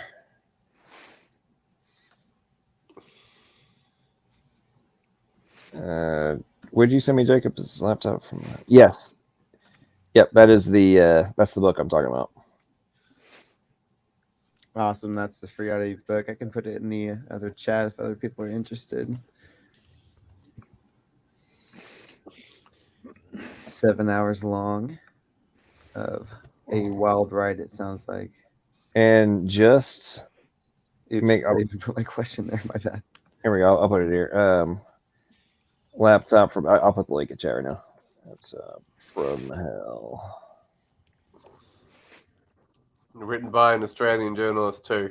So yeah, and just put it on double speed and just listen to it. It's 3.5 hours of your life, and you're just going to be like, "What?" Your mind will honestly be blown. I mean, and to me, the fact that just with the evidence that has already been disclosed from, and there's a lot more, right, that has not yet been disclosed, but just from the things that have been made public, the fact that Biden has not been impeached just showcases the fact that in no way, shape, form, or fashion is there rule of law still in operation in the United States. I mean, it's just been, we live in a banana republic at this point, in my opinion. A failed state.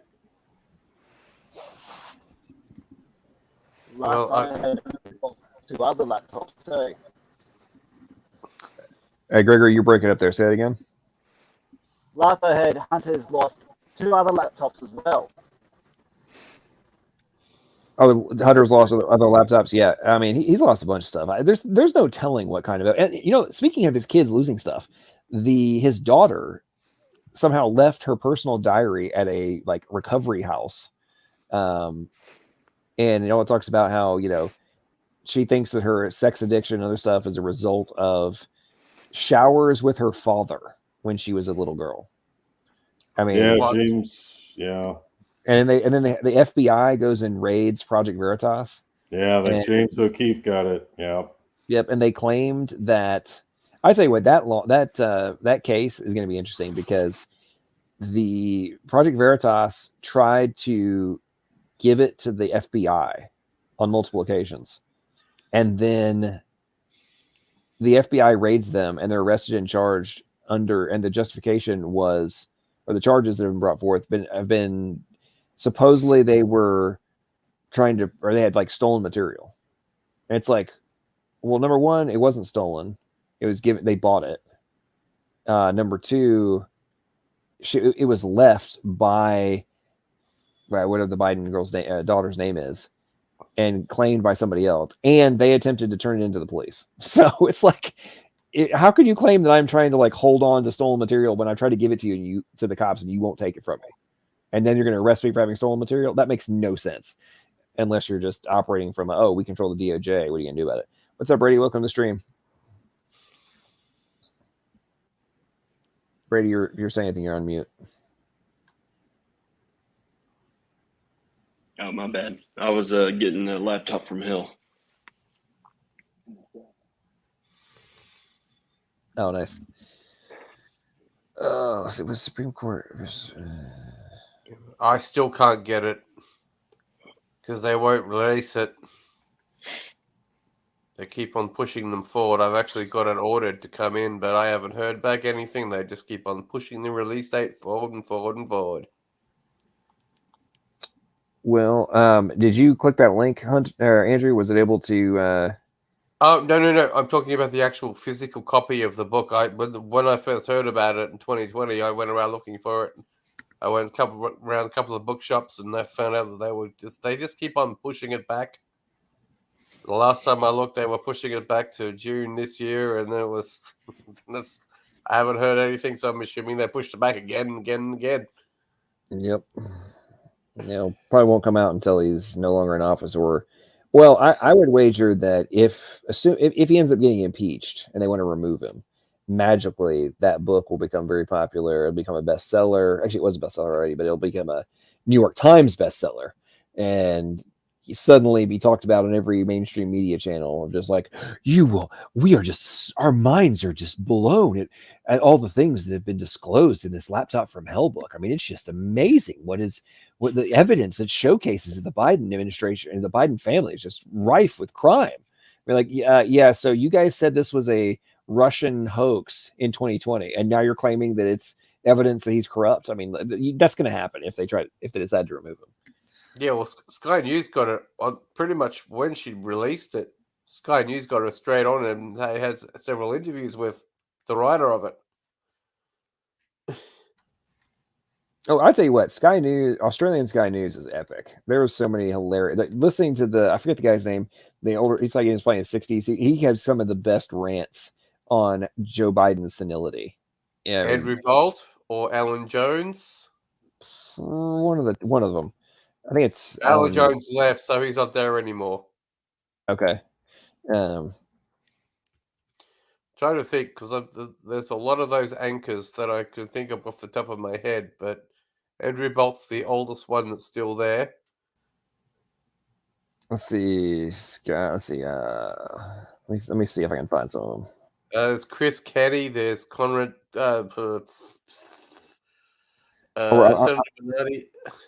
Let's see if I can see the guys talking.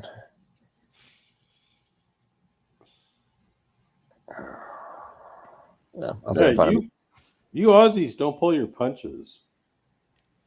We try not to, although we get told we have to. Oh no, it's refreshing. Why should we pull our punches? Yeah, I'll tell you what, those commentators on Sky News are actually doing some news of like actually explaining it, what's actually happening. Like, how can the leader of the free world be falling asleep in G20 summit meetings? I mean, like, this is a problem. Like, for the world, he's falling asleep. He's too old. He needs to retire. He needs to be in the nursing home, not quote unquote running the free world. I mean, it's just it's so bad. As I said in several comments, he needs to be in the nursing home of Joe's basement. Let's see. This may be one of them. Well, this is a woman. Let's see what she has to say. Rita Panahi? Probably. You can tell me in a second. I'm gonna pull it up. Let's see.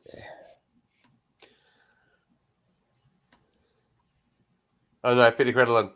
Become increasingly clear that American weakness can have damaging consequences. Have a look at this today from President Biden. She was a former governor of the state of Michigan. Michigan, wrong. She was a former state. She was a governor. And Ambassador Leonard Thomas Greenfield, who has done a little change in the arrangement of who's on the stage because of the First Lady's husband contracting COVID. But that's right. She's fine. It's me. That's not together. The second lady, the first gentleman. It'd be funny if it wasn't serious. I mean, it's not just one embarrassing faux pas. Time and time again, it's consistent, it's embarrassing, it's dangerous, just at a time when Western leadership is more important than any other time in our history since the Second World War. Joining me now to discuss this and a whole lot more around the world in international politics, my wonderful Wednesday panellist, Sky News host Corey Bernardi, and the Daily Telegraph's political editor and an outsider's stalwart, James Morrow. Corey, is it any wonder why Putin and Xi and almost every other bad guy around the world isn't scared of this bloke? Peter, I think you summed it up. The world is at a critical juncture and Joe Biden is the leader we don't need right now. Little wonder these other leaders are chancing their arm. They know America is weak. It is deeply compromised. And I have to say, Peter, it's not Joe Biden's fault. I mean, the cognitive decline is obvious. It's clear. It is a progress of his aging. But the people who put him there, the Democrats who nominated him, knew this was happening, and they have done America a huge disservice, the consequences of which we are all going to be paying the price of in world peace, Peter.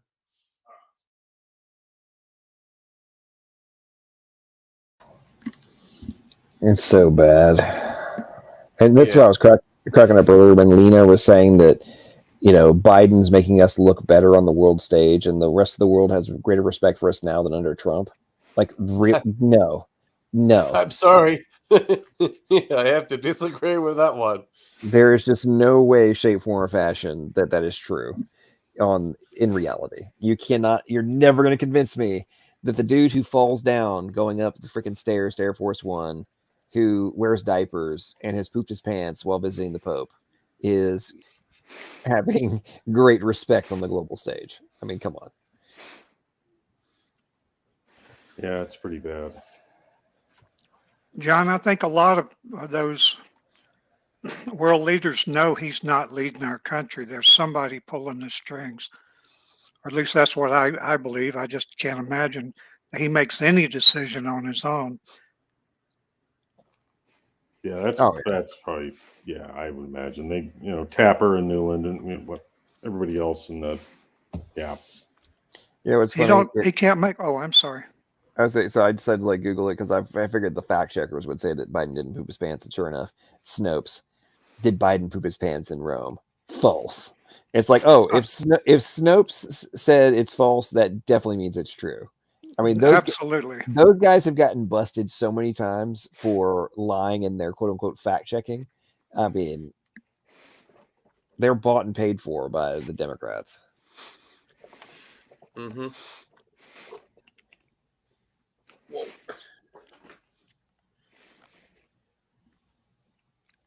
Who do you think's running the show? Obama. That's what I think. Yeah, it's got to be. This is his third term. Yeah, it's got to be Obama, Newland, Blinken, and Newland, and Tapper, and that guy. Is it Deese? Kevin Deese, I think his name is. He's a player. Brady says, so LPP 2020 election was the safest in U.S. history. Have you found out how they did it? I mean, machines, mail-in ballots, or a combo of all of it? Well, I think that the 2020 election was clearly 100% valid, and anybody who says it was not a free and fair election is just making things up and trying to be an insurrectionist, and probably needs to be arrested.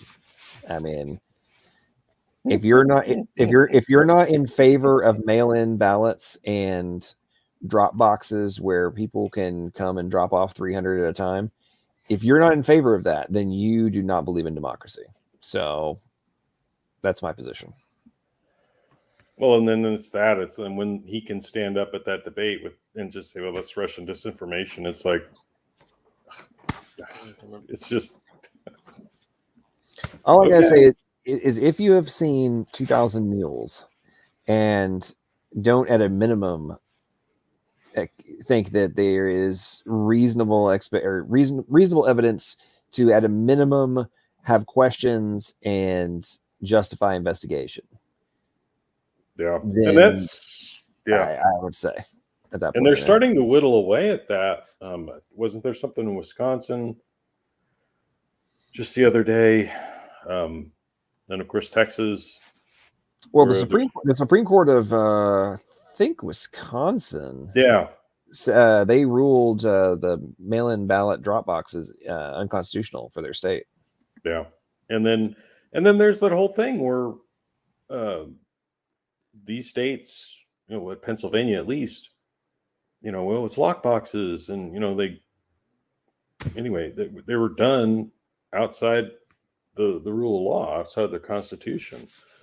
At the very least, that ought to be should have been caused, but nope. Well, the fact that the Supreme Court refused to hear the Pennsylvania case, right? There was 23, I think, states brought a case regarding the unconstitutional modifications of the state election law by their court, which was a direct violation of their constitution of PA. And then the Supreme Court said that it was not in their jurisdiction.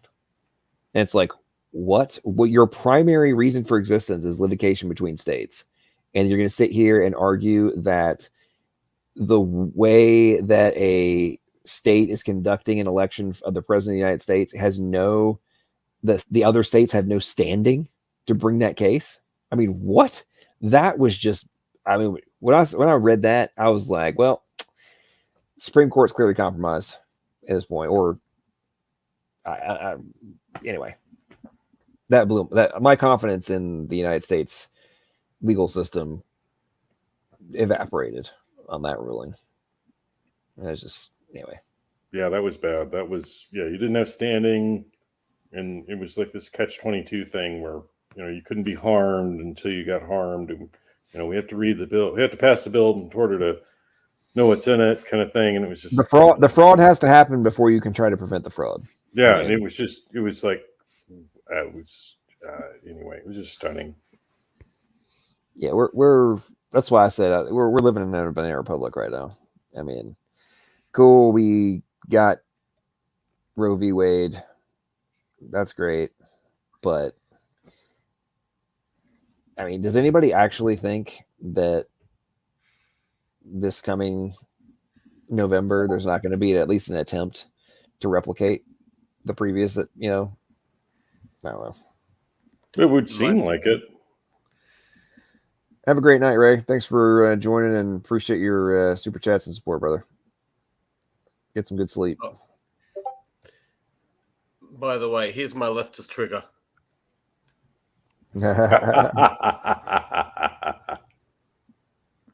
What does it say? It says "Make gnomes great again," and it's the Donald Trump gnome. That's beautiful. So that's that may be. Can I get that on screen more? There you go. That's what it looks like. Hey, that's cool. I like that. My folks and my family prefer me to keep it hidden. I bet. Well, I think such a huge portion of Australia is brainwashed that you might actually be putting your family at risk for showing that. I don't care. That's what I feel. I'm waiting for a Biden one of him falling asleep with a mask on. Man, so I was today. I wore a. I may or may not have worn a Alex Jones was right T-shirt when I went out to do some errands today, and it's just like, I've been purposely not saying a lot of this. Well, some crazy noise in the background, guys. Sorry, I'm muting. I've purposely not gone on diatribes online, and I've pretty much cut myself off social media other than YouTube. I don't really talk much politics here, but I was like, I am going to wear this because if people have a problem with it, they can say it to my face, forget all the crap online. Like, you got a problem with me, say it to my face, At this point, I think we're at the interdimensional elf stage. I think that was the only thing he hasn't gotten right so far. Man, we live in we're in a Twilight Zone episode. I'm telling you, it's happened. We have woken up in the Twilight Zone. John, have I told you? I don't know if I told you this or not, but I had heard. I'm not sure exactly from who, but I heard that before Rush Limbaugh died, he told the audience that he played golf with Trump before the election or after he was elected. I'm not sure, but before he was inaugurated, and told him he better get rid of all of the Obama appointees or he's going to have nothing but trouble. And Trump just sort of, brushed him off on that. I got to thinking about that. He's always been sort of like, I can get along with anybody type of guy.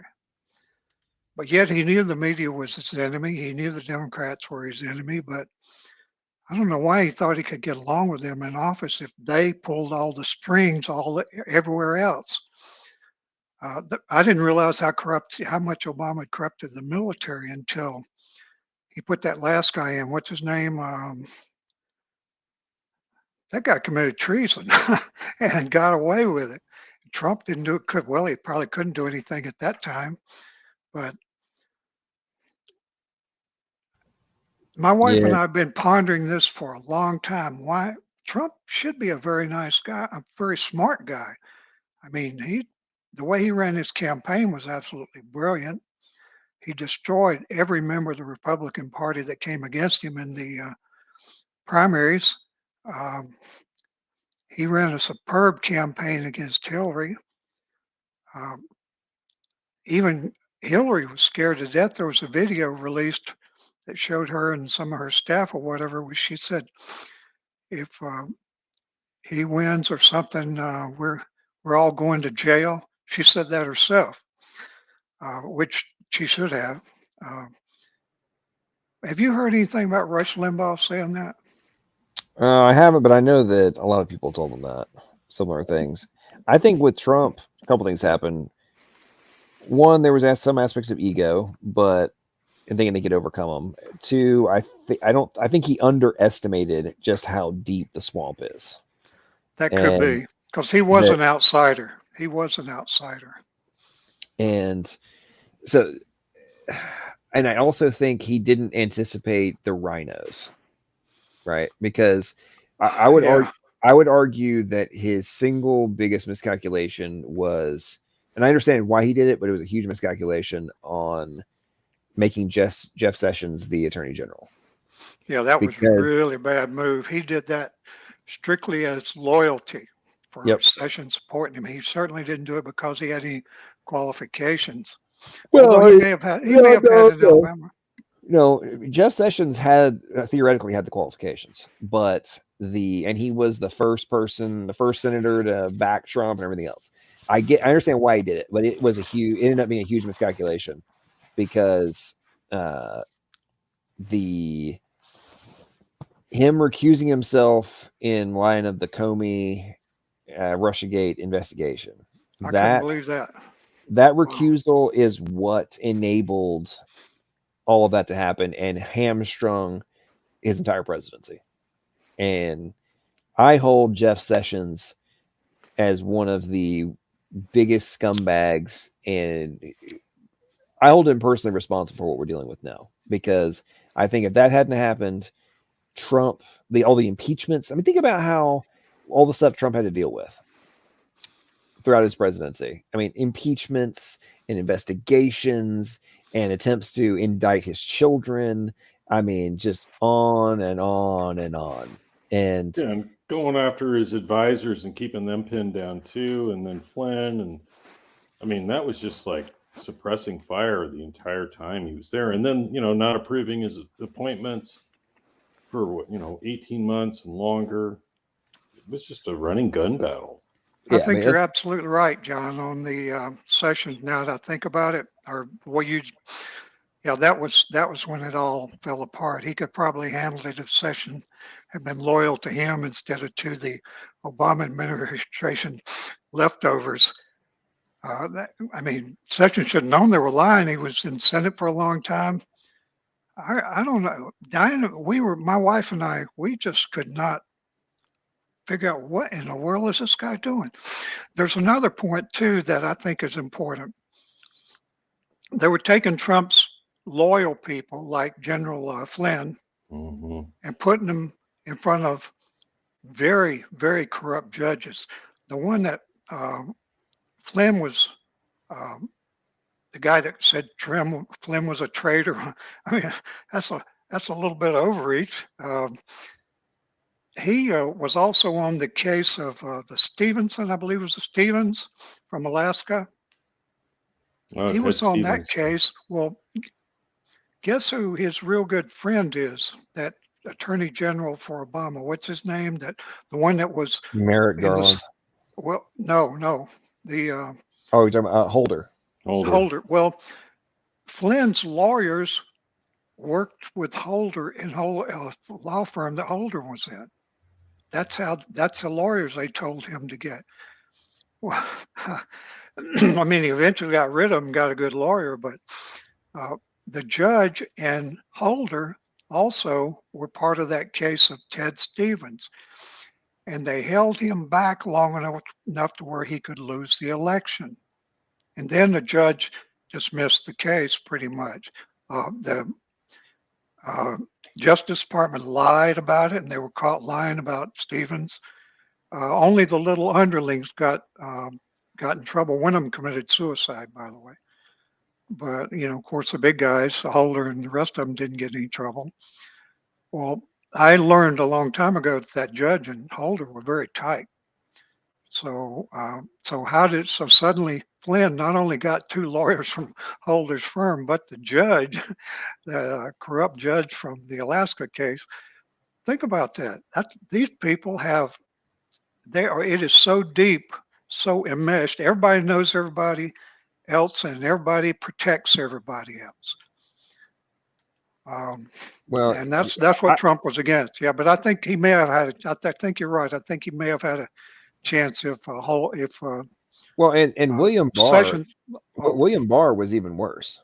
I mean, God, he was awful. William Barr acted like he was on board and clean up the swamp and whatnot, and it is obvious now, beyond doubt, that he was a two-faced son of a bitch who was purposely, saying out of one side of his mouth that he was trying to clean up the swamp and stop the corruption, while on the other side doing everything in his power to undermine investigations, not even start investigations on some things, and just played out the clock. I mean, no ifs, ands, or buts about it. Played out the clock. He threw him a bone. He threw him that bone with dropping the Mueller case or whatever. That's what you're talking about. How he made himself look good in that respect. But when my wife heard that Trump appointed or nominated Bill Barr, she screamed. She said, "Oh, I can't believe he got that bushy boy." That's what she calls him. She knew that guy about like the back of her hand. She said he was a very wicked person that came across as a gentleman and a smiley face, like a devil in sheep's clothing. That's the way she presented him. I think she's right. So, Utopia, I don't disagree with you. My concern is, well, two things. One, I don't know if we'll make it that far, is one problem. And secondarily, if Trump doesn't pivot from his position in favor of the jab, he is not going to get the same support. Yeah, that's what I think. And that's just a fact. There's a lot of people, and beyond that, if you don't pivot, then there's going to be a lot of Democrats who do not want to vote for Biden or whoever else they do it. They're pissed, and this is the moment of opportunity to get them to shift and gain power on the other side for a long time. And if he runs and doesn't pivot, and maybe he might be holding off on that one, but man, there's going to be a lot of people by the time 2024 comes around that are going to have dealt with the personal devastation of their friends and family members, and they're going to be holding him responsible by 2024 if he does not make a pivot. And that's just a fact, because there's reports where we're having up 163%. I think the most recent one was 163% increase in excess deaths in the 18 to 64 category. And that's just a fact. And that number is probably going to keep going up, because it was last quarter, or at the end of 2021, it was a 40% increase. And now the most recent one was 163% increase in excess deaths. I'm sorry. He's got to pivot. Got to. Yeah, it's my wife keeps track of all that stuff. She has from the beginning. She looks at all the reports, and she comes up and tells me stuff all the time, and it's just unbelievable. Now I didn't get the vaccine. I'm in Florida, so I got the monoclonals, and but I didn't do any of the other stuff I was supposed to do. Now, when Bongino got COVID, he got the monoclonal, took some ivermectin, some Curist, whatever that with the Q, just several different things that he's like a cocktail, he called it. And within a few days, even though he got it very severe, within maybe a week, he was back. And he talked about it on his show. But I didn't follow all those steps because really I didn't have the stuff. But I thought I was pretty well protected with the monoclonals, but it hit me like it almost killed me. I mean, it's definitely deadly. But I don't regret not taking the vaccine, because if I'd have got it with the vaccine, I think it'd been worse. I think I died. Well, and you're in your early 70s, right? Pretty much mid 70s. Mid 70s, okay. I mean, so yes, you got run over by it. Yeah, it hit me hard. But you're also in the demographic that is at risk. I mean, it's like yes. So it's, and I'm not trying to downplay what you went through by any stretch of the imagination. I would say from the macro view of risk factor, of course you got hit harder, right? Like that. Well, I knew I would. If I got it, it'd be rough. Right. And so, I mean, you take precautions up, but you also have to me, what really gets me about it is for people in your age group. My dad turned 75 in 2 days. And from March of 2020, I was actively telling my parents about like vitamin D, vitamin C, zinc, like all these different things. And they were like getting doped up on, all those things. And they've gotten sick a few times. I mean, they never tested positive for it, but they've been sick a few times, but they've gotten over it. And they went and my dad got the jab, and he got real sick right after it, like within 12 hours. We had to take him to the hospital because his oxygen dropped to like below 80. Couldn't walk. I mean, it was bad. And then they initially told him he had some kind of weird bacterial urinary tract infection. Wow. And they were like, I'm calling bovine scatology on that one. And then they did some more tests. They're like, oh no, he's actually having a reaction to the vaccine. It's like, so you're sitting here trying to say that a 75-year-old man is having a urinary tract infection that's causing him to, like, his blood pressure to drop, oxygen levels to plummet, all these different things. You're saying, oh, it's a freaking urinary tract infection? Yeah, okay. Yeah, and they went, like I said, they finally admitted it. But of course, they've all woken up now. They're taking massive precautions to try and stay healthy, and like, hey, we're at risk, but we got to do everything in our power to at least not be low hanging fruit, you know. And but what makes me mad about this, I'm going this diatribe, is like how many people died by not having vitamin D, vitamin C, and zinc. Like, we know this. It was known. I remember reading papers on this in March of 2020. They had already identified that over 85% of the people who were in the hospital and were dying had very, very low vitamin D and zinc levels. That was the two primary risk factors. Right. And they knew about it in March. And what did we do? We told people, we locked people in their houses and said, don't go outside.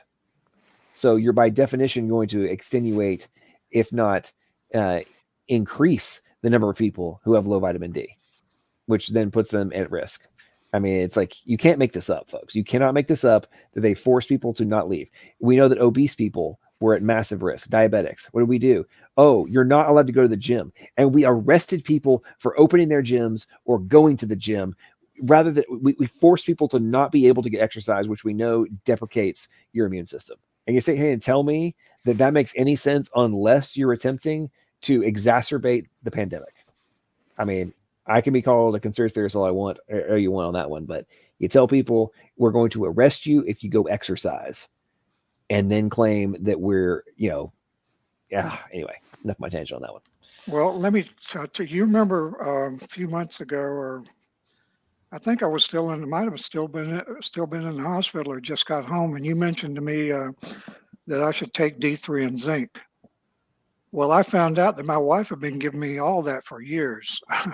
And a lot of other stuff. I knew I took a whole pile of vitamins every day, twice a day. In fact, I have been doing that for years. And she's sort of the pharmacist in the house, and she orders her. She won't buy them from Walmart or any of these places. She didn't even think about that. She orders them, pay pretty good money for them to get what she calls the quality ones.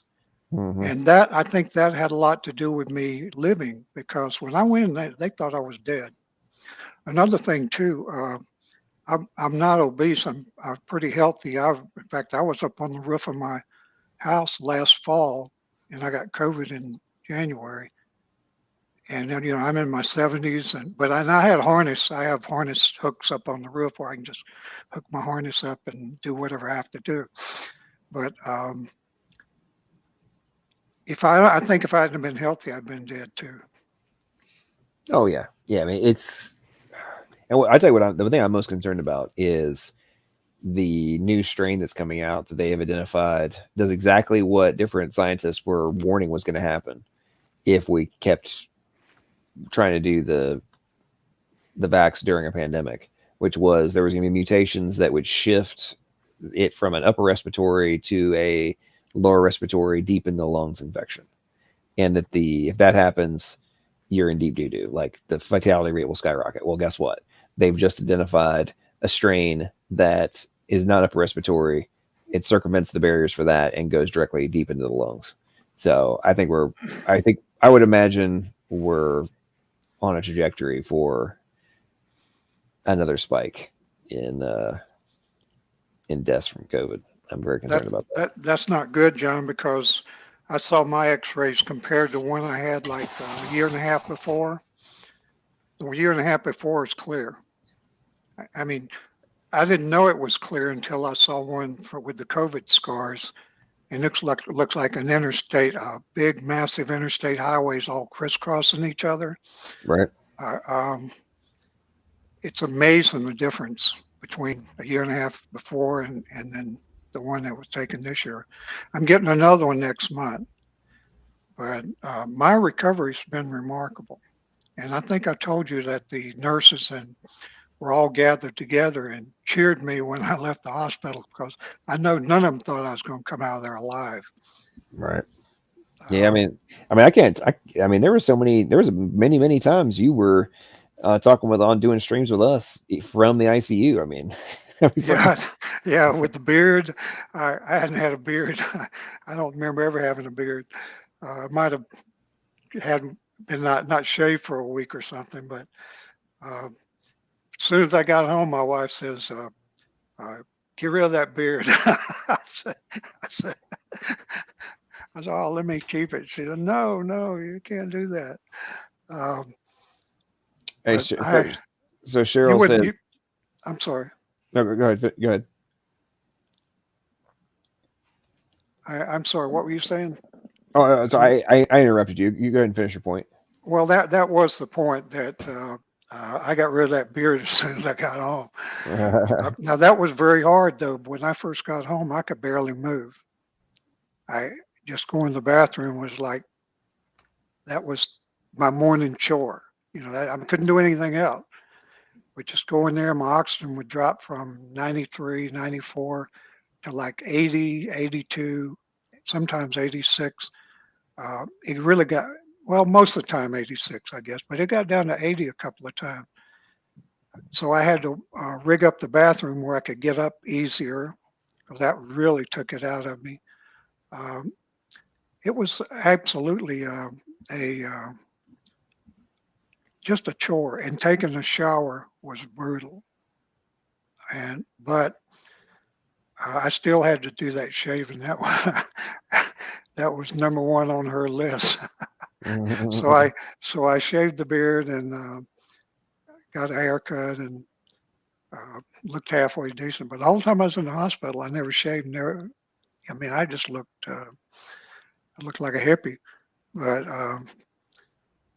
well, anyway, in just no time, and of course I had nurses and therapists come into my house like every week. I had 4 or 5 of them every week from different fields, making me do all these different things. And I was eager. I wanted to get well. Within a couple of weeks, though, I was walking fairly well. My last physical therapy visit, he had me go back and forth on this long path and from the front to the back of the house 10 times back and forth.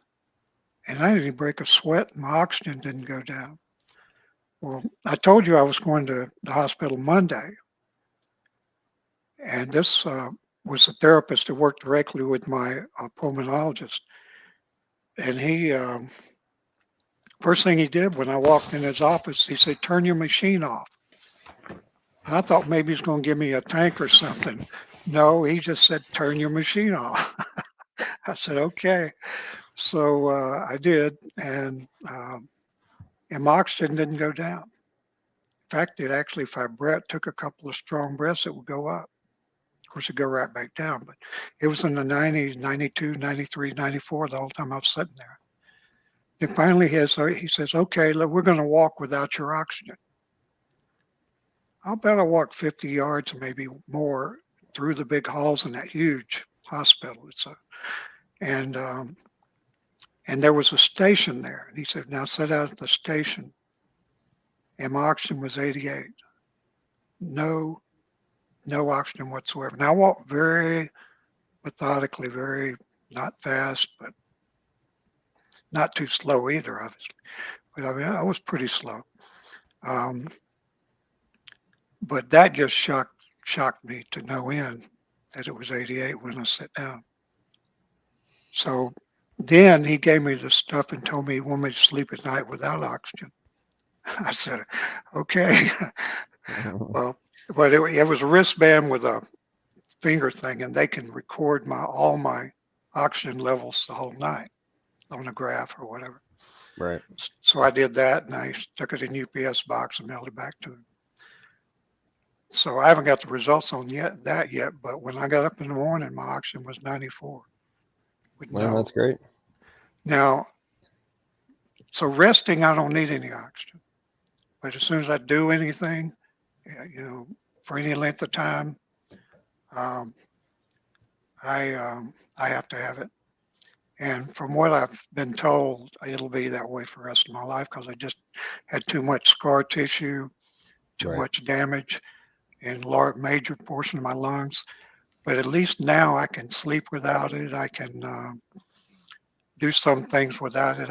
I even forget to put my hose on quite a bit, my thing in my nose, Right. and I'll do I'll go for a long time before.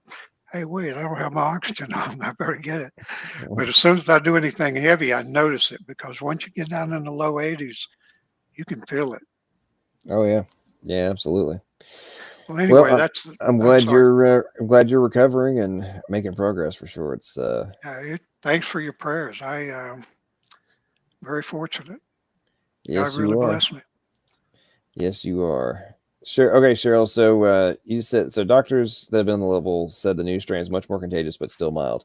So what I was referring to in relation to the deep lung issue is in Europe, right? It's just sprung up in Europe over the last couple of weeks, so it hasn't been like a major spread yet. But it's exactly what Gert Wilder, I think it was Gert. No, not Gert Wilder. It's the Belgian guy or Dutch guy. I forget the guy. I'm drawing a blank on the guy's name, but there was a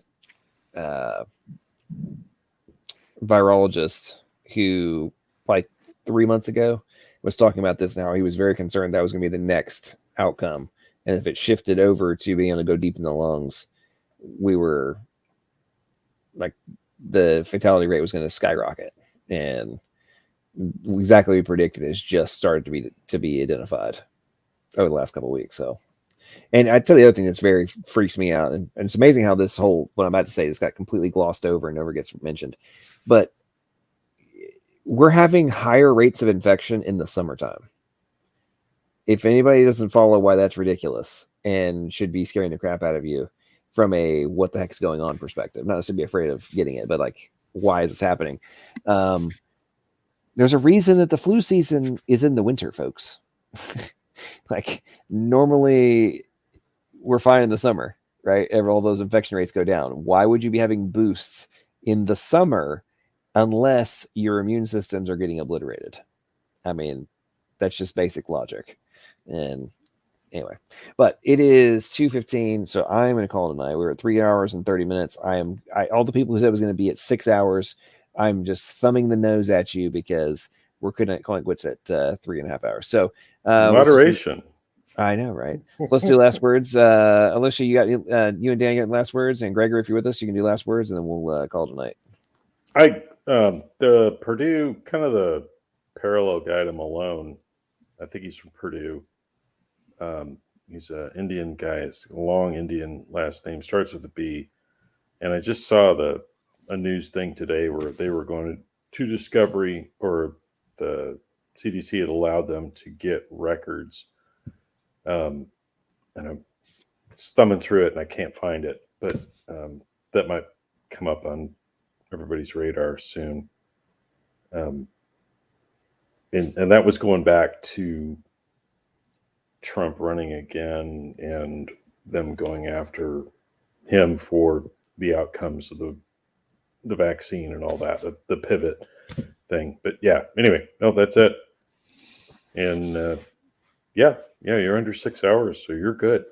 Yeah, actually, you get some sleep tonight. It's amazing. Gregory, any last words? I know you've been being quiet. I think you were driving home, but any last words before we wrap up?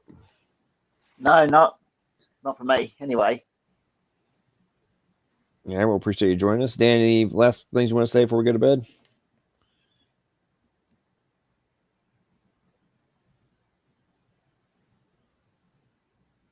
All right. Damn, I stepped away. That's the news, and I'm out of here.